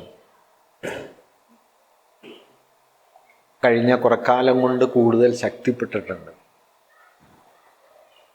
അത് നമ്മുടെ അറിവിനെ ബാധിച്ച ഒരു രീതി ഞാൻ പറയാം. കഴിഞ്ഞ ദിവസം ഞാനതൊരു സ്ഥലത്ത് പറയുണ്ടായി. അത് അറിവിനെ ഇപ്പം ശാസ്ത്രം എന്ന് പറയുന്നതിനെ അതിൻ്റെ പ്രയോഗരൂപത്തിലേക്ക് കൂടുതൽ കൊണ്ടുവന്നു. ലളിതമായിട്ട് പറഞ്ഞു കഴിഞ്ഞാൽ സയൻസിനെ ടെക്നോളജിയാക്കി, അറിവിനെ സ്കില്ലാക്കി. നോളജ് എന്ന് പറയുന്നത് ഒരു സ്കില്ലായി. അതുകൊണ്ട് സ്കില്ലൊരു ഭാഗത്തും നോളജ് മറുഭാഗത്തും ആണെങ്കിൽ നിങ്ങളുടെ അറിവ് സാമൂഹിക മൂല്യം കാര്യമായിട്ടൊന്നും ഇല്ലാത്തതായിരിക്കും. അതൊരു പണി മാത്രമായിട്ട് മാറും. 20ാം നൂറ്റാണ്ടിലെ ഏറ്റവും വലിയ കവികളിൽ ഒരാളായിരുന്നു T.S. എലിയറ്റ്. എലിയറ്റ് ഇതിനെക്കുറിച്ച് ഉന്നയിച്ച ഒരു വാക്യമുണ്ട്. അത് ഏതാണ്ട് 100 കൊല്ലം മുമ്പാണ്. Where is our wisdom we have lost in knowledge and where is our knowledge we have lost in informations. അപ്പം നമ്മുടെ നാട്ടിലെ ഏറ്റവും പണ്ഡിതനാരാന്ന് ചോദിച്ചാൽ എല്ലാ ചോദ്യത്തിനും ഉത്തരം പറയുന്ന ഒരു ഭീകരനുണ്ട് എന്നുള്ളതാണ്. എന്ത് ചോദിച്ചാലും ഉത്തരം പറയും. എന്ത് ചോദിച്ചാലും ഒരാൾ ഉത്തരം പറയുന്നു എന്നുള്ളതിൻ്റെ അർത്ഥം മൂപ്പർക്കൊന്നും തിരിഞ്ഞിട്ടില്ല എന്ന്. കാരണം എന്തെങ്കിലും തിരിയുമ്പോൾ നിങ്ങൾക്ക് അന്യോന്യത ഇടയുന്നത് മനസ്സിലാവും. നോക്കൂ, ഒരറിവും അവസാനത്തെ ശരിയായിട്ട് വെറുതെ നിൽക്കുകയല്ല, അത് മറ്ററിവുകളോട് പല നിലയിൽ ഇടയും. ഈ ഇടച്ചിലിൻ്റെ ഉള്ളിലാണ് നമുക്ക് യഥാർത്ഥത്തിൽ നിൽക്കാൻ പറ്റുക. പക്ഷെ അറിവ് ഇൻഫർമേഷൻ ആണെങ്കിൽ ഈ പ്രശ്നങ്ങളൊന്നുമില്ല. അങ്ങനെ ഇൻഫർമേഷൻ എന്നതിലേക്ക് അറിവിനെ രൂപാന്തരപ്പെടുത്തുക എന്നുള്ളതൊരു പൊളിറ്റിക്കൽ പ്രോജക്റ്റാണ് എന്നാണ് ഞാൻ പറഞ്ഞു വരുന്നത്. കാരണം അത് അറിവിൻ്റെ മറ്റു പ്രതലങ്ങൾ ഉണ്ടാക്കുന്ന വിമർശന ബോധത്തെ ആവശ്യപ്പെടുന്നില്ല. ഇൻഫർമേഷനും ക്രിട്ടിക്കും തമ്മിലുള്ള വ്യത്യാസം, വിമർശനവും തമ്മിലുള്ള വ്യത്യാസം എന്താണെന്ന് വെച്ചാൽ, ഇൻഫർമേഷനിൽ നമ്മളുടെ ഏജൻസിക്ക് ഒരു റോളും ഇല്ല. ഇപ്പം ഇന്ത്യയുടെ പ്രധാനമന്ത്രി ആരാണെന്ന് ചോദിച്ചാൽ മൂപ്പരുടെ പേരാണല്ലോ പറയാം. മൂപ്പര് സ്വയം ജനിച്ചല്ല എന്നറിയാമല്ലോ, ദേവാംശ സംഭവനാണ്.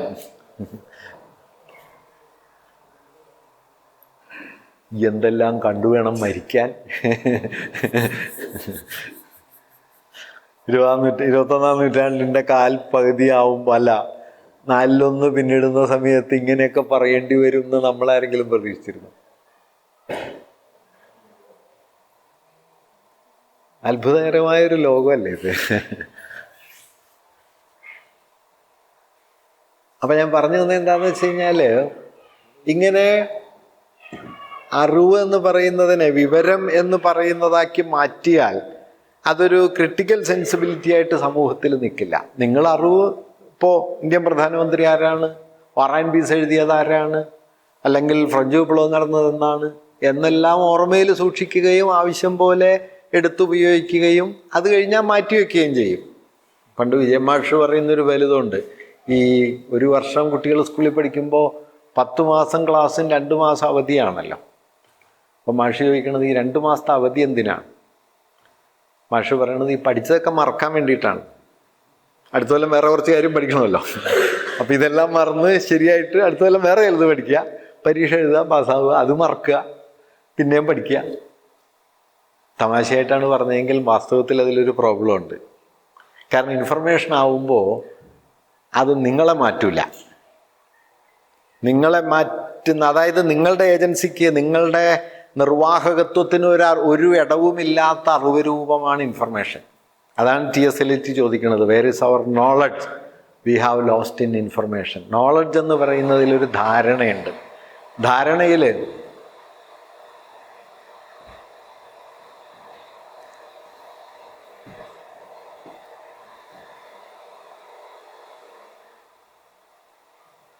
ധാരണയിൽ ധരിക്കുന്ന ഒരാളും ഉണ്ട്.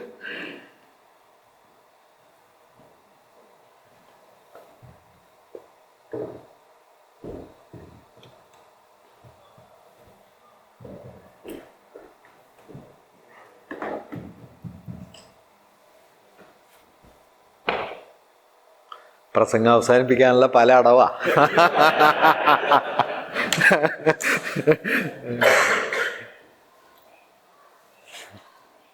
അപ്പോൾ ഞാൻ നിർത്താം. അതുകൊണ്ടല്ലേ കേട്ടോ, കുറേ നേരം ആയല്ലോ. ഇതൊന്നും പറഞ്ഞു തീർക്കാൻ പറ്റുന്ന കാര്യങ്ങളല്ല. ഞാനൊരു ആശയം അങ്ങനെ പതുക്കെ ഒന്ന് സൂചിപ്പിക്കും. അപ്പോൾ ഈ അറിവ് എന്ന് പറയുന്നതിനെ ഒരു ഭാഗത്ത് വിവരങ്ങളുടെ ഒരു ശേഖരാക്കി മാറ്റുക, മറുഭാഗത്ത് അതിനെ ഇൻസ്ട്രുമെൻ്റലൈസ് ചെയ്തിട്ട് ഉപകരണ രൂപങ്ങളിലേക്ക് ട്രാൻസ്ലേറ്റ് ചെയ്തിട്ട് ടെക്നോളജിയോ അല്ലെങ്കിൽ സ്കില്ലോ ഒക്കെ ആക്കി മാറ്റുക. അപ്പം ഈ രണ്ട് വിഭാഗങ്ങൾ ശക്തിപ്പെടുന്നതോടെ അറിവ് നമുക്ക് തരേണ്ട ഒരു ധാരണാപരമായ ഉള്ളടക്കം ദുർബലാവും. ധാരണാപരമായ ഉള്ളടക്കം ദുർബലമായി കഴിയുമ്പോൾ വാസ്തവത്തിൽ അറിവുകൊണ്ട് നവീകരിക്കപ്പെടുക എന്നുള്ളത് കുറയും. ഈ കുറവ് ഇന്ന് ലോകത്ത് നിങ്ങൾക്ക് നോക്കിയാൽ ശക്തമായിട്ട് കാണാം. ലോകത്ത് വിദ്യാഭ്യാസം കഴിഞ്ഞ 1.5 നൂറ്റാണ്ട് കൊണ്ട് എത്രയോ കൂടുതൽ വികസിച്ചെങ്കിലും ആ വികാസത്തിൻ്റെ തോതിനനുസരിച്ച് വാസ്തവത്തിൽ മനുഷ്യൻ്റെ സാമൂഹിക ധാരണ വളർന്നിട്ടില്ല. ഇത് വളരെ സിമ്പിളാണ്. ഇപ്പം ജനറ്റിക്കലി നമുക്കറിയാം മനുഷ്യവംശം ഒരിടത്ത് നിന്ന് തുടങ്ങിയതാണ്. ഔട്ട് ഓഫ് ആഫ്രിക്ക തിസീസ് എന്ന് ജനറ്റിക്സ് ഏതാണ്ട് എസ്റ്റാബ്ലിഷ് ചെയ്ത് കഴിഞ്ഞു. Out of Africa theses establish ചെയ്ത് കഴിഞ്ഞ് കഴിഞ്ഞാൽ ആദ്യം ഇല്ലാതാവേണ്ടത് ദേശം, വംശം, രാജ്യം, ദേശീയത, വർണ്ണം, ഇതിനെയൊക്കെ ചൊല്ലിയുള്ള എല്ലാ മിഥ്യാധാരണകളും ആ നിമിഷം അവസാനിക്കേണ്ടതാണ്. പക്ഷെ ഔട്ട് ഓഫ് ആഫ്രിക്ക എഴുതി PhD പാസ്സായ ആളും മറ്റത് വിടൂല. ഞാൻ പറഞ്ഞ ആശയം മനസ്സിലായില്ലേ? തൻ്റെ വംശീയ സ്വത്വത്തെ ഒരു നിലയ്ക്കും വിടാതെയാണ് ക്ലാസ്സിൽ ഔട്ട് ഓഫ് ആഫ്രിക്ക നിൽക്കുന്നത്. ഞങ്ങളുടെ നാട്ടിൽ പഴയൊരു ബലിതുണ്ട്. സ്കൂളിൽ മാഷ് ക്ലാസ്സിൽ വന്നിട്ട് ചോദിച്ചു, മനുഷ്യൻ്റെ ഉൽപ്പത്തി എങ്ങനെയാണെന്ന് ചോദിച്ചു. മനുഷ്യൻ ഉണ്ടായത് എങ്ങനെയാണെന്ന് ചോദിച്ചു. അപ്പോൾ കൊച്ചു മാഷോട് തിരിച്ചു ചോദിച്ചു, നാച്ചുറൽ സയൻസിൽ ഉത്തരം വേണോ മോറൽ സയൻസിൽ ഉത്തരം വേണോ? രണ്ടും റെഡിയാ. മനസ്സിലായി? ഈ രണ്ടും റെഡിയാണെന്ന് പറയുന്നതിൻ്റെ അർത്ഥം എന്താണെന്നറിയോ? രണ്ടും മാറ്റിയിട്ടില്ല. ആവശ്യം പോലെ എടുത്തുപയോഗിക്കാവുന്ന ഒരു ഉപകരണമായി അറിവ് മാറി, അല്ലാതെ അറിവ് നിങ്ങളെ മാറ്റുന്നില്ല. ഇങ്ങനെ നമ്മളെ സ്പർശിക്കാത്ത നിലയിൽ അറിവ് മാറിത്തീരുകയും ഒന്നുകിൽ അറിവ് വിവരമായി മാറുന്നു, അല്ലെങ്കിൽ ഉപയോഗമൂല്യമുള്ള, ഞാൻ ഉപയോഗമൂല്യം എന്നതിനേക്കാൾ ഒരുതരം ഉപകരണപരമായ ഒന്നായിട്ട്, ഇൻസ്ട്രുമെൻ്റൽ നോളജ് എന്ന് വിളിക്കാവുന്ന ഒന്നായിട്ട് മാറും. ഇത് കഴിഞ്ഞ 1 നൂറ്റാണ്ട് കൊണ്ട് മനുഷ്യവംശത്തിൻ്റെ പ്രകൃതത്തിൽ ഭീമാകാരമായ സ്വാധീനം ചെലുത്തി. അതുകൊണ്ടാണ് പൊളിറ്റിക്കൽ സയൻസിൽ PhD എല്ലാം എടുത്തതിന് ശേഷവും ജാതി ശരിയാണെന്ന് പറയാൻ ഒരു മടിയില്ലാത്തത്.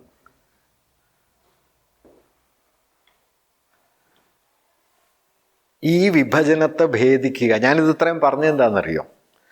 മാർക്സിസം ലോകത്ത് ചെയ്യാൻ ശ്രമിച്ചൊരു കാര്യം ഈ വിഭജനത്തെ ഭേദിക്കലാണ്. നിങ്ങളുടെ അറിവ് നിങ്ങളുടെ ആത്മബോധമായില്ലെങ്കിൽ ഈ അറിവ് കൊണ്ടൊരു കാര്യമില്ല. Philosophers have only interpreted the world, the point is to change it എന്ന് പറയുന്നതിൻ്റെ ആഴത്തിലുള്ള അർത്ഥം തന്നെ സ്വയം തിരുത്താനും ലോകത്തെ നവീകരിക്കാനും ഉപയോഗപ്പെടാത്ത അറിവ് മിക്കവാറും നിരർത്ഥകമാണ്. ഫിലിസ്റ്റൈൻസ് എന്നാണ് മാർക്സ് വിളിച്ചത്. EMS പണ്ഡിതമൂഢൻ എന്നാണ് വിളിച്ചത്. അതിലൊരു പുരുഷാധിപത്യം ഉണ്ടെന്ന് വേണമെങ്കിൽ പറയാം.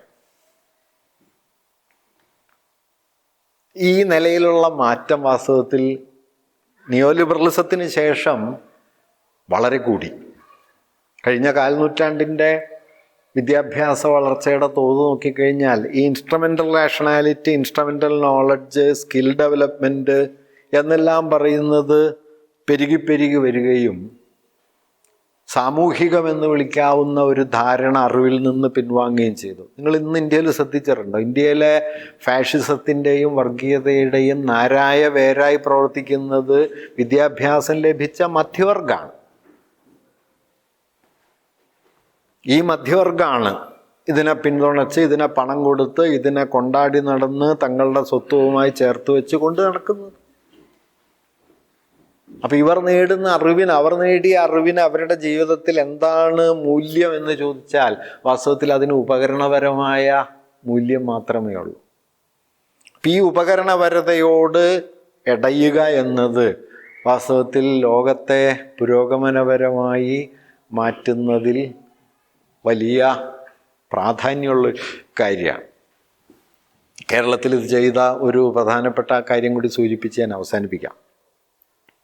നാരായണഗുരുവിൻ്റെ ഇടപെടലായിരുന്നു. നാരായണഗുരു കേരളം ചിന്താചരിത്രത്തിൽ സംഭാവന ചെയ്ത വലിയ രണ്ട് പേരുകൾ, ഒന്ന് നാരായണഗുരുവിൻ്റെയാണ്, മറ്റൊന്ന് ശങ്കരാചാര്യരെയാണ്. രണ്ടുപേരും അദ്വൈതത്തിലാണ് നിന്നത്. അദ്വൈതം എന്ന് പറഞ്ഞു കഴിഞ്ഞാൽ നിങ്ങൾക്കറിയാമല്ലോ, അത് രണ്ടില്ല എന്ന് പറയലാണ്. യാഥാർത്ഥ്യം എന്ന് പറയുന്നത് ഏകമാണ്. ഒരേ ഒരു സത്തയാണ് എല്ലാം. ഒരേ ഒരു സത്തയാണ് എല്ലാം എന്ന് വാദിക്കുകയും ഇന്ത്യയിൽ അക്കാലത്ത് നിലനിന്നിരുന്ന പ്രധാനപ്പെട്ട ഇതര ചിന്താപദ്ധതികളെയൊക്കെ അദ്വൈതത്തിൻ്റെ ബലം കൊണ്ട് പരാജയപ്പെടുത്തുകയും ചെയ്ത ഒരാളായിരുന്നു ശങ്കരാചാര്യർ. ശങ്കരന് പക്ഷേ ജാതി ഒരു പ്രശ്നമായിരുന്നില്ല. ശങ്കരൻ ബ്രഹ്മസൂത്രം എന്ന് പറയുന്നത് ബാദരായണൻ എന്ന് പേരായ ഒരു സൈദ്ധാന്തികൻ അക്കാലം വരെയുള്ള വിജ്ഞാനങ്ങളെ ക്രമീകരിച്ച് ക്രോഡീകരിച്ച് എഴുതിയ, സമാഹരിച്ച് ഉണ്ടാക്കിയൊരു പുസ്തകമാണ് ബ്രഹ്മസൂത്രം. അതിലൊരു ഭാഗം അപശൂദ്രാധികരണം. അപശൂദ്രാധികരണം എന്ന് പറഞ്ഞു കഴിഞ്ഞാൽ ശൂദ്രന് അക്ഷരജ്ഞാനത്തിന് അർഹതയില്ല എന്ന് വാദിക്കുന്ന ഭാഗമാണ് അപശൂദ്രാധികരണം. അത് വിശദീകരിക്കുന്ന സമയത്ത് അതിന് വേദങ്ങളുടെ പിന്തുണയുണ്ട് എന്ന് പറഞ്ഞ്, വേദപ്രമാണമാണ് എന്ന് പറഞ്ഞ് അതിനെ വകവച്ചു കൊടുക്കുകയാണ് ശങ്കരൻ ചെയ്തത്. നോക്കൂ, രണ്ടില്ല എന്ന് പറയുകയും മനുഷ്യരെ 2000 തരമായി ചെതറിച്ച് കളയുന്ന ഒരു വ്യവസ്ഥയോട് മൗനം പാലിക്കുകയും ചെയ്യുന്നു. ഗുരു ശങ്കരൻ്റെ അത്രയൊന്നും പണ്ഡിതനല്ല. ചട്ടമ്പി വലിയ പണ്ഡിതനാണ് എന്ന് പറഞ്ഞ കാര്യം ഓർക്കുന്നു. ഗുരു പക്ഷേ അദ്വൈതം എന്നതിനെ ആദ്യത്തെ വരിയാക്കി മാറ്റിയത് ഒരു ജാതി എന്നതാണ്. അദ്വൈതത്തെ നിങ്ങൾ ഒരു ജാതി എന്ന് ഉറപ്പിക്കുകയാണോ, അദ്വൈതത്തെ ജീവാത്മാവും പരമാത്മാവും തമ്മിലുള്ള ഏകത എന്ന തത്വമാക്കുകയാണോ ചെയ്യുന്നത്? മറ്റു ഭാഷയിൽ പറഞ്ഞാൽ, നിങ്ങൾ അദ്വൈതവാദിയാണോ, നിങ്ങൾ അദ്വൈതിയാണോ? അദ്വൈതവാദിക്ക് അദ്വൈതം ഒരു താർക്കിക വിചാരമാണ്. അദ്വൈതിക്ക് അദ്വൈതം ഒരു അനുഭവമാണ്. അനുഭവമായി തീരുന്ന അറിവ് ലോകത്തെ മാറ്റും. അനുഭവമായി തീരാത്ത അറിവ് ജഡമായി തുടരും. ഈ അറിവിൻ്റെ ജഡീകരണം വാസ്തവത്തിൽ സാമൂഹികമായ വലിയ യാഥാസ്ഥിതികത്വത്തെയാണ് സൃഷ്ടിക്കുക. ഞാൻ പറഞ്ഞു വന്ന പോയിന്റ് എന്താണെന്ന് വെച്ചാൽ, ആധുനികത ലോകത്ത് സൃഷ്ടിച്ച ഏറ്റവും വലിയ മാറ്റം ഈ ജഡീകൃതമായ അറിവിനെ ഫെറ്റിഷിസ്റ്റ് എന്നാണ് മാർക്സ് പറയുക. ഫെറ്റിഷ്, ഒരു ജഡരൂപം. ആ ജഡരൂപമായ അറിവിനെ ഒരു സോഷ്യൽ ഫോഴ്സാക്കി മാറ്റുന്നു, ഒരു സോഷ്യൽ പ്രാക്ടീസാക്കി മാറ്റാനുള്ള ഒരു തുറസുണ്ടാക്കാനാണ് മാർക്സിസം അറിവിൻ്റെ മണ്ഡലത്തിൽ ശ്രമിച്ചത്. ഇന്ന് ലോകത്തുടനീളം നടക്കുന്ന മാറ്റം, പ്രത്യേകിച്ച് നിയോ ലിബറലിസത്തിൻ്റെ കഴിഞ്ഞൊരു 3 പതിറ്റാണ്ട് അറിവിൻ്റെ മണ്ഡലത്തിലൊക്കെ ചെയ്ത കാര്യം ഈ ഫെറ്റിഷിനെ ശക്തിപ്പെടുത്തുകയും ഒരിക്കലും ഒരു ക്രിട്ടിക്കൽ സെൻസിബിലിറ്റി സമൂഹത്തിൽ അറിവിൽ നിന്ന് ഉണ്ടായി വരാതിരിക്കാൻ പാകത്തിന് അറിവിനെ ചതറിച്ച് കളയുകയും ചെയ്യുന്നു. അതുകൊണ്ട് ടെക്നോളജി പെരുകിക്കൊണ്ടേയിരിക്കുന്നു, അത്ര തന്നെ വർഗീയതയും വളരുന്നു. അല്ലെങ്കിൽ സമ്പത്ത് വർദ്ധിച്ചു കൊണ്ടേയിരിക്കുന്നു, അത്ര തന്നെ ദാരിദ്ര്യവും വർദ്ധിക്കുന്നു. ഇപ്പം നിങ്ങൾ ഇന്ത്യയിൽ നോക്കിയാൽ വിചിത്രമായൊരു കോമ്പിനേഷനാണ്. എല്ലാ കാലത്തും അതെ, ഇപ്പം അത് പരമാവധിയായി. അതെന്താണെന്ന് വെച്ച് കഴിഞ്ഞാൽ, ലോക സമ്പദ് വ്യവസ്ഥയിൽ 5ാമത്തെ സ്ഥാനത്തേക്ക് ഇന്ത്യ എത്തുന്നു എന്നാണ്. ഇപ്പോൾ 5ാമത്തെ സ്ഥാനത്ത് എത്തിയെന്നാണ്. 2030 ആകുമ്പോൾ അത് 3ാം സ്ഥാനത്ത് എത്തും അത്രേ. അമേരിക്കയും ചൈനയും കഴിഞ്ഞാൽ 3ാം സ്ഥാനത്ത് ഇന്ത്യ എത്തും. ഇപ്പം ഇന്ത്യക്ക് മുകളിൽ ജർമ്മനിയും ജപ്പാനും കൂടിയുണ്ട്. അതിനെ തള്ളി മാറ്റിയിട്ട് ഇന്ത്യ 3ാം സ്ഥാനത്ത് എത്തുന്നതാണ് മൂപ്പരിങ്ങനെ എല്ലാ ആഴ്ചയും പ്രസംഗിക്കുന്നുണ്ട്.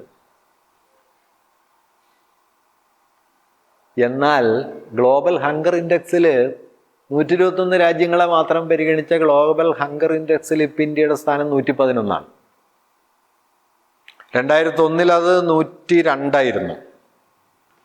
2022 അത് 107. 2023 111. വളർച്ചയില്ലാന്ന് കരുതരുത്. അതേസമയത്തോ ആഗോള ധനസൂചികയിൽ GDP ഗ്രോത്ത് എന്നൊക്കെ പറയുന്ന ബിഡായി ഉണ്ടല്ലോ, ആ ബിഡായിലൊക്കെ നമ്മളിങ്ങനെ കയറി 1ാം സ്ഥാനത്ത് എത്തിയിരിക്കുന്നു. ഈ വൈരുദ്ധ്യത്തെ അഭിമുഖീകരിക്കാൻ ആ വൈരുദ്ധ്യത്തെ നേരിടാനുള്ള അറിവിൻ്റെ സന്നദ്ധതയാണ് വാസ്തവത്തിൽ അറിവിൻ്റെ സാമൂഹികത എന്ന് പറയുന്നത്. അറിവിൻ്റെ ഒരു സാമൂഹിക തലം എന്ന് പറയുന്നത് ഈ പ്രോബ്ലം എന്താണ്? അതാണ് ഞാൻ കാൽനിക്കോസ് മാർസിനെ കുറിച്ച് പറഞ്ഞ കാര്യം പറഞ്ഞത്. അതായത് അതുവരെ ഒരു ന്യൂട്രൽ എക്കണോമിക് കാറ്റഗറി ആയിരുന്ന ഒന്നിനെ ഒരു എത്തിക്കൽ കാറ്റഗറി ആക്കി മാറ്റുകയും അതുവരെ ന്യൂട്രലായിരുന്ന ഒരു സങ്കല്പനത്തെ എക്സ്പ്ലോയിറ്റീവ് ആണ്, ചൂഷണാത്മകമാണ് എന്ന് വിശദീകരിക്കുകയും ചെയ്യുന്നതോടെ ഒരു വിമർശം രൂപപ്പെടുന്നു. ഈ വിമർശം അറിവിൽ നിന്നുണ്ടാവുക എന്നുള്ളത് വാസ്തവത്തിൽ ലോകത്തെ തിരുത്തുന്നതിൽ, പരിഷ്കരിക്കുന്നതിൽ വളരെ പ്രധാനപ്പെട്ട ഒരു കാര്യമാണ്. അത്തരം തിരുത്തലുകളും നവീകരണങ്ങളും വാസ്തവത്തിൽ നമ്മുടെ സാമൂഹികതയുടെ പുനഃസ്ഥാപനത്തിനുള്ള ഏറ്റവും പ്രധാനപ്പെട്ട അടിസ്ഥാനങ്ങളിൽ ഒന്നുമാണ്. അങ്ങനെയുള്ള ഒരു സാമൂഹികതയെ അറിവിൻ്റെ ലോകത്തേക്ക് കൊണ്ടുവരാൻ 1.5 നൂറ്റാണ്ട് മുമ്പ് ആവോളം പണിപ്പെട്ട 2 മനുഷ്യരുടെ ജീവിതസ്ഥാനം കൂടിയായിരുന്നു മാഞ്ചസ്റ്റർ എന്ന് ഓർത്തുകൊണ്ടാണ് ഞാനിത് പറയുന്നത്.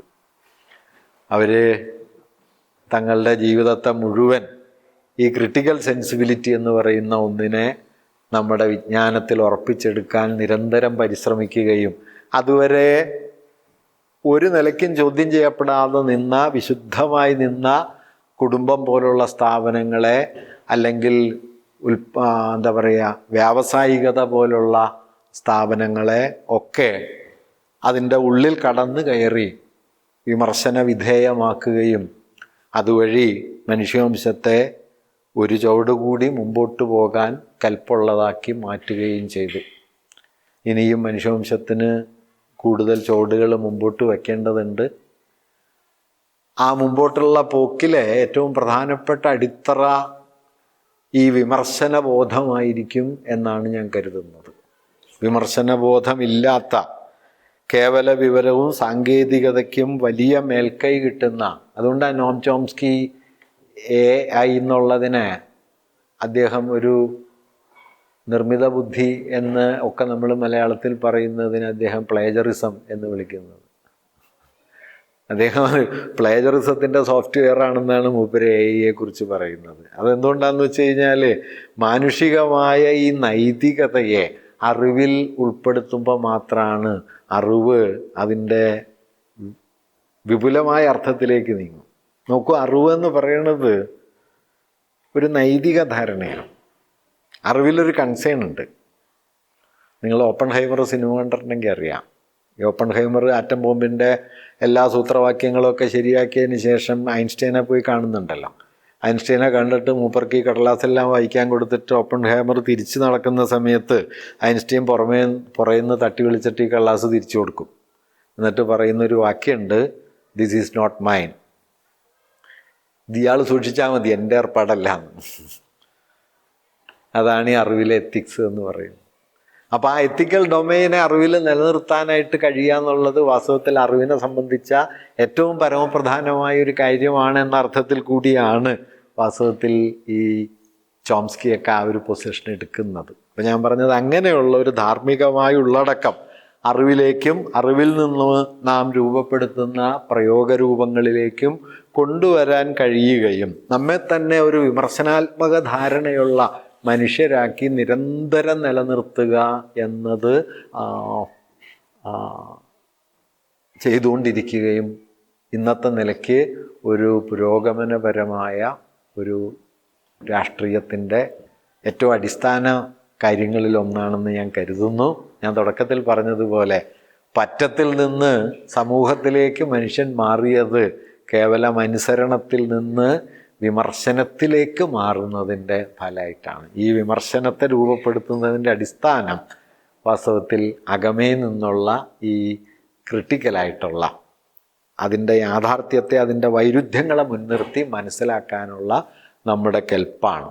ആ കെൽപ്പിനെ സംരക്ഷിക്കുകയും ആ കെൽപ്പിൽ നിന്ന് നമ്മൾക്ക് കൈവരുന്ന തിരിച്ചറിവുകൾക്ക് ഒരു പ്രയോഗമൂല്യം നൽകുകയും ചെയ്തുകൊണ്ട് ഒരുപക്ഷെ ഒരു കാലത്ത് നമുക്ക് എത്തിപ്പെടാൻ സാധ്യതയില്ല എന്ന് നാം കരുതുന്ന ഒരു ആദർശ ലോകം, ഈ ആദർശ ലോകം അസാധ്യമായിരിക്കാം എന്നതുകൊണ്ട് പക്ഷെ അത് ഉപേക്ഷിക്കേണ്ടതല്ല.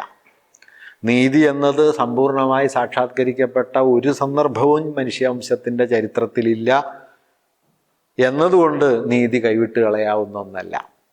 നോക്കൂ, വിജയിച്ച ആശയങ്ങളെ മാത്രം പിൻപറ്റിക്കൊണ്ട് മനുഷ്യരെവിടെ എത്തിയിട്ടില്ല. പരാജയങ്ങളുടെ ബലമാണ് വിജയങ്ങളെ സാധ്യമാക്കിയത്. പരാജിതരൊഴുക്കിയ കണ്ണീരാണ് വിജയികളെ വിജയസോപാനത്തിലേക്ക് എത്തിച്ചത് എന്നത് എല്ലാ വിജയികളോടും പറയേണ്ട ഒരു കാര്യമാണ്. എല്ലാ വിജയങ്ങളോടും പറയേണ്ട.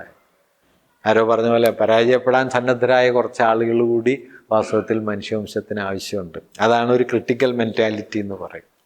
അപ്പോൾ അതിന് പകരം നിങ്ങളിപ്പോൾ കഴിഞ്ഞ ദിവസം സോഷ്യൽ മീഡിയയിലൊക്കെ ശ്രദ്ധിച്ചാൽ അറിയാം, നമ്മുടെ മോട്ടിവേഷണൽ സ്പീച്ചേഴ്സിൻ്റെ ഒരു കാലമാണല്ലോ. നോക്കൂ, എമ്മാതിരി വിഡ്ഢിത്തത്തിലേക്കാണ് മനുഷ്യർ ചെന്ന് വീഴുന്നത് എന്നത് ഞാനെങ്ങനെ ചില പുസ്തകങ്ങൾ ഞാൻ കാണാറുണ്ട്. എങ്ങനെ നല്ല പ്രസംഗകനാകാം. അവൻ പ്രസംഗിച്ചിട്ട് ഇതുവരെ ജീവിതത്തിൽ ഒരാളും കേട്ടിട്ടില്ല. മൂപ്പര് പുസ്തകം എഴുതാ എങ്ങനെ നല്ല പ്രസംഗകനാകാം, അല്ലെങ്കിൽ എങ്ങനെ ജീവിത വിജയം നേടാം. മൂപ്പരാകാവുന്നതൊക്കെ ശ്രമിച്ച് പരാജയപ്പെട്ടതിന് ശേഷം എഴുതിയ പുസ്തകം അത്. ഞാൻ പറയണത് ഇത് എന്താന്ന് വെച്ച് കഴിഞ്ഞാൽ, ജീവിതം എന്ന് പറയുന്നത് ഈ പറയുന്ന സൂത്രവാക്യങ്ങളോ സമവാക്യങ്ങളോ കുറുക്കു വഴികളോ ഒന്നുമല്ല. ജീവിതത്തിൽ സംശയരഹിതമായും പരാജയങ്ങൾ ഉണ്ടാവും. ആ പരാജയങ്ങൾ കൂടി ചേർന്നിട്ടാണ് നമുക്ക് ചിലപ്പോൾ നമ്മുടെ പരാജയങ്ങൾ നമ്മുടെ തന്നെ വിജയങ്ങളായി തിരിച്ചു വരണമെന്നുമില്ല. ചിലപ്പോൾ നമ്മുടെ പരാജയങ്ങൾ മനുഷ്യവംശത്തിൻ്റെ ആകമാനമുള്ള പിൽക്കാല വിജയത്തിലേക്കുള്ള ഒരു നീക്കിവയ്പായി പോകും. ചിലപ്പോൾ നമ്മുടെ പരാജയങ്ങൾ അപ്പുറമുള്ള ഒരാളുടെ വിജയമായിട്ട് തീരും. എടശ്ശേരി പറയുന്നുണ്ട്, ഇടയ്ക്ക് കണ്ണീരുപ്പ് പുരട്ടാതെ എന്തിന് ജീവിത പലഹാരം. അതുകൊണ്ട് കണ്ണീരിൻ്റെ ഉപ്പ് ജീവിതത്തെ പ്രധാനപ്പെട്ട ഒരു കാര്യമാണ്. അല്ലാതെ പലഹാരം കൊണ്ട് മധുരിക്കുന്ന ഒന്നായിട്ട് ജീവിതത്തെ മാറ്റി തീർക്കാൻ കഴിയുമെന്നൊക്കെ പറയുന്നത് ജീവിതം എന്നതിനെക്കുറിച്ചുള്ള വലിയ ഒരു തെറ്റിദ്ധാരണയുടെയോ വിവരക്കേടിൻ്റെയോ ഫലമായിട്ടാണെന്നാണ് ഞാൻ കരുതുന്നത്. അങ്ങനെയൊന്നുമല്ല. പരാജയപ്പെടൽ എന്ന് പറയുന്നത് പ്രധാനപ്പെട്ട ഒരു കാര്യമാണ്. കാരണം ഈ പരാജിതർ, ഞാൻ പല സ്ഥലത്തും പറഞ്ഞിട്ടുള്ള ഗാന്ധിയുടെ ഒരു കഥയുണ്ട്. ഗാന്ധിയോടൊരു കുഞ്ഞ് ചോദിക്കുന്നുണ്ട്, ബാപ്പു എന്താണ് ജനാധിപത്യം? ഇപ്പോൾ ഗാന്ധി പറഞ്ഞ വളരെ പ്രസിദ്ധമായ ഉത്തരം, നിങ്ങളൊരു ഓട്ട മത്സരത്തിൽ പങ്കെടുത്ത് ജയിച്ചു കഴിയുമ്പോൾ നിങ്ങൾ ജയിച്ചു എന്ന് മാത്രം കരുതാതെ കൂടെ ചിലർ ഓടിയിരുന്നു എന്നോർക്കുന്നതാണ് ജനാധിപത്യം. പിന്നാലെ ഗാന്ധി പറയുന്നുണ്ട്, തോൽക്കാൻ ആരുമില്ലെങ്കിൽ ഒരാളും ജയിക്കില്ല. അതുകൊണ്ട് വിജയികളുടെ പിന്നിലൊരു പരാജിതരുടെ വലിയ നിരയുണ്ടാവും. വിജയമാഷ് മറ്റേ സ്കൂൾ വിജയത്തിൽ 10ാം ക്ലാസ്സിൽ വലിയ വിജയം നേടിയ കുട്ടികളെ അഭിനന്ദിക്കുന്ന ഒരു യോഗത്തിൽ സംസാരിച്ച് തുടങ്ങുന്നത്, നാം വിജയിച്ചവരെ അഭിനന്ദിക്കാൻ ഒത്തുകൂടിയിരിക്കുന്നു, പക്ഷേ പരാജിതരെവിടെ എന്നൊരു സമൂഹം ആലോചിക്കുമ്പോഴാണ് സമൂഹം വിജയിക്കുക എന്ന് പറഞ്ഞിട്ട്. വിജയികൾ ദൃശ്യരാണ്, പരാജിതർ അദൃശ്യരാണ്.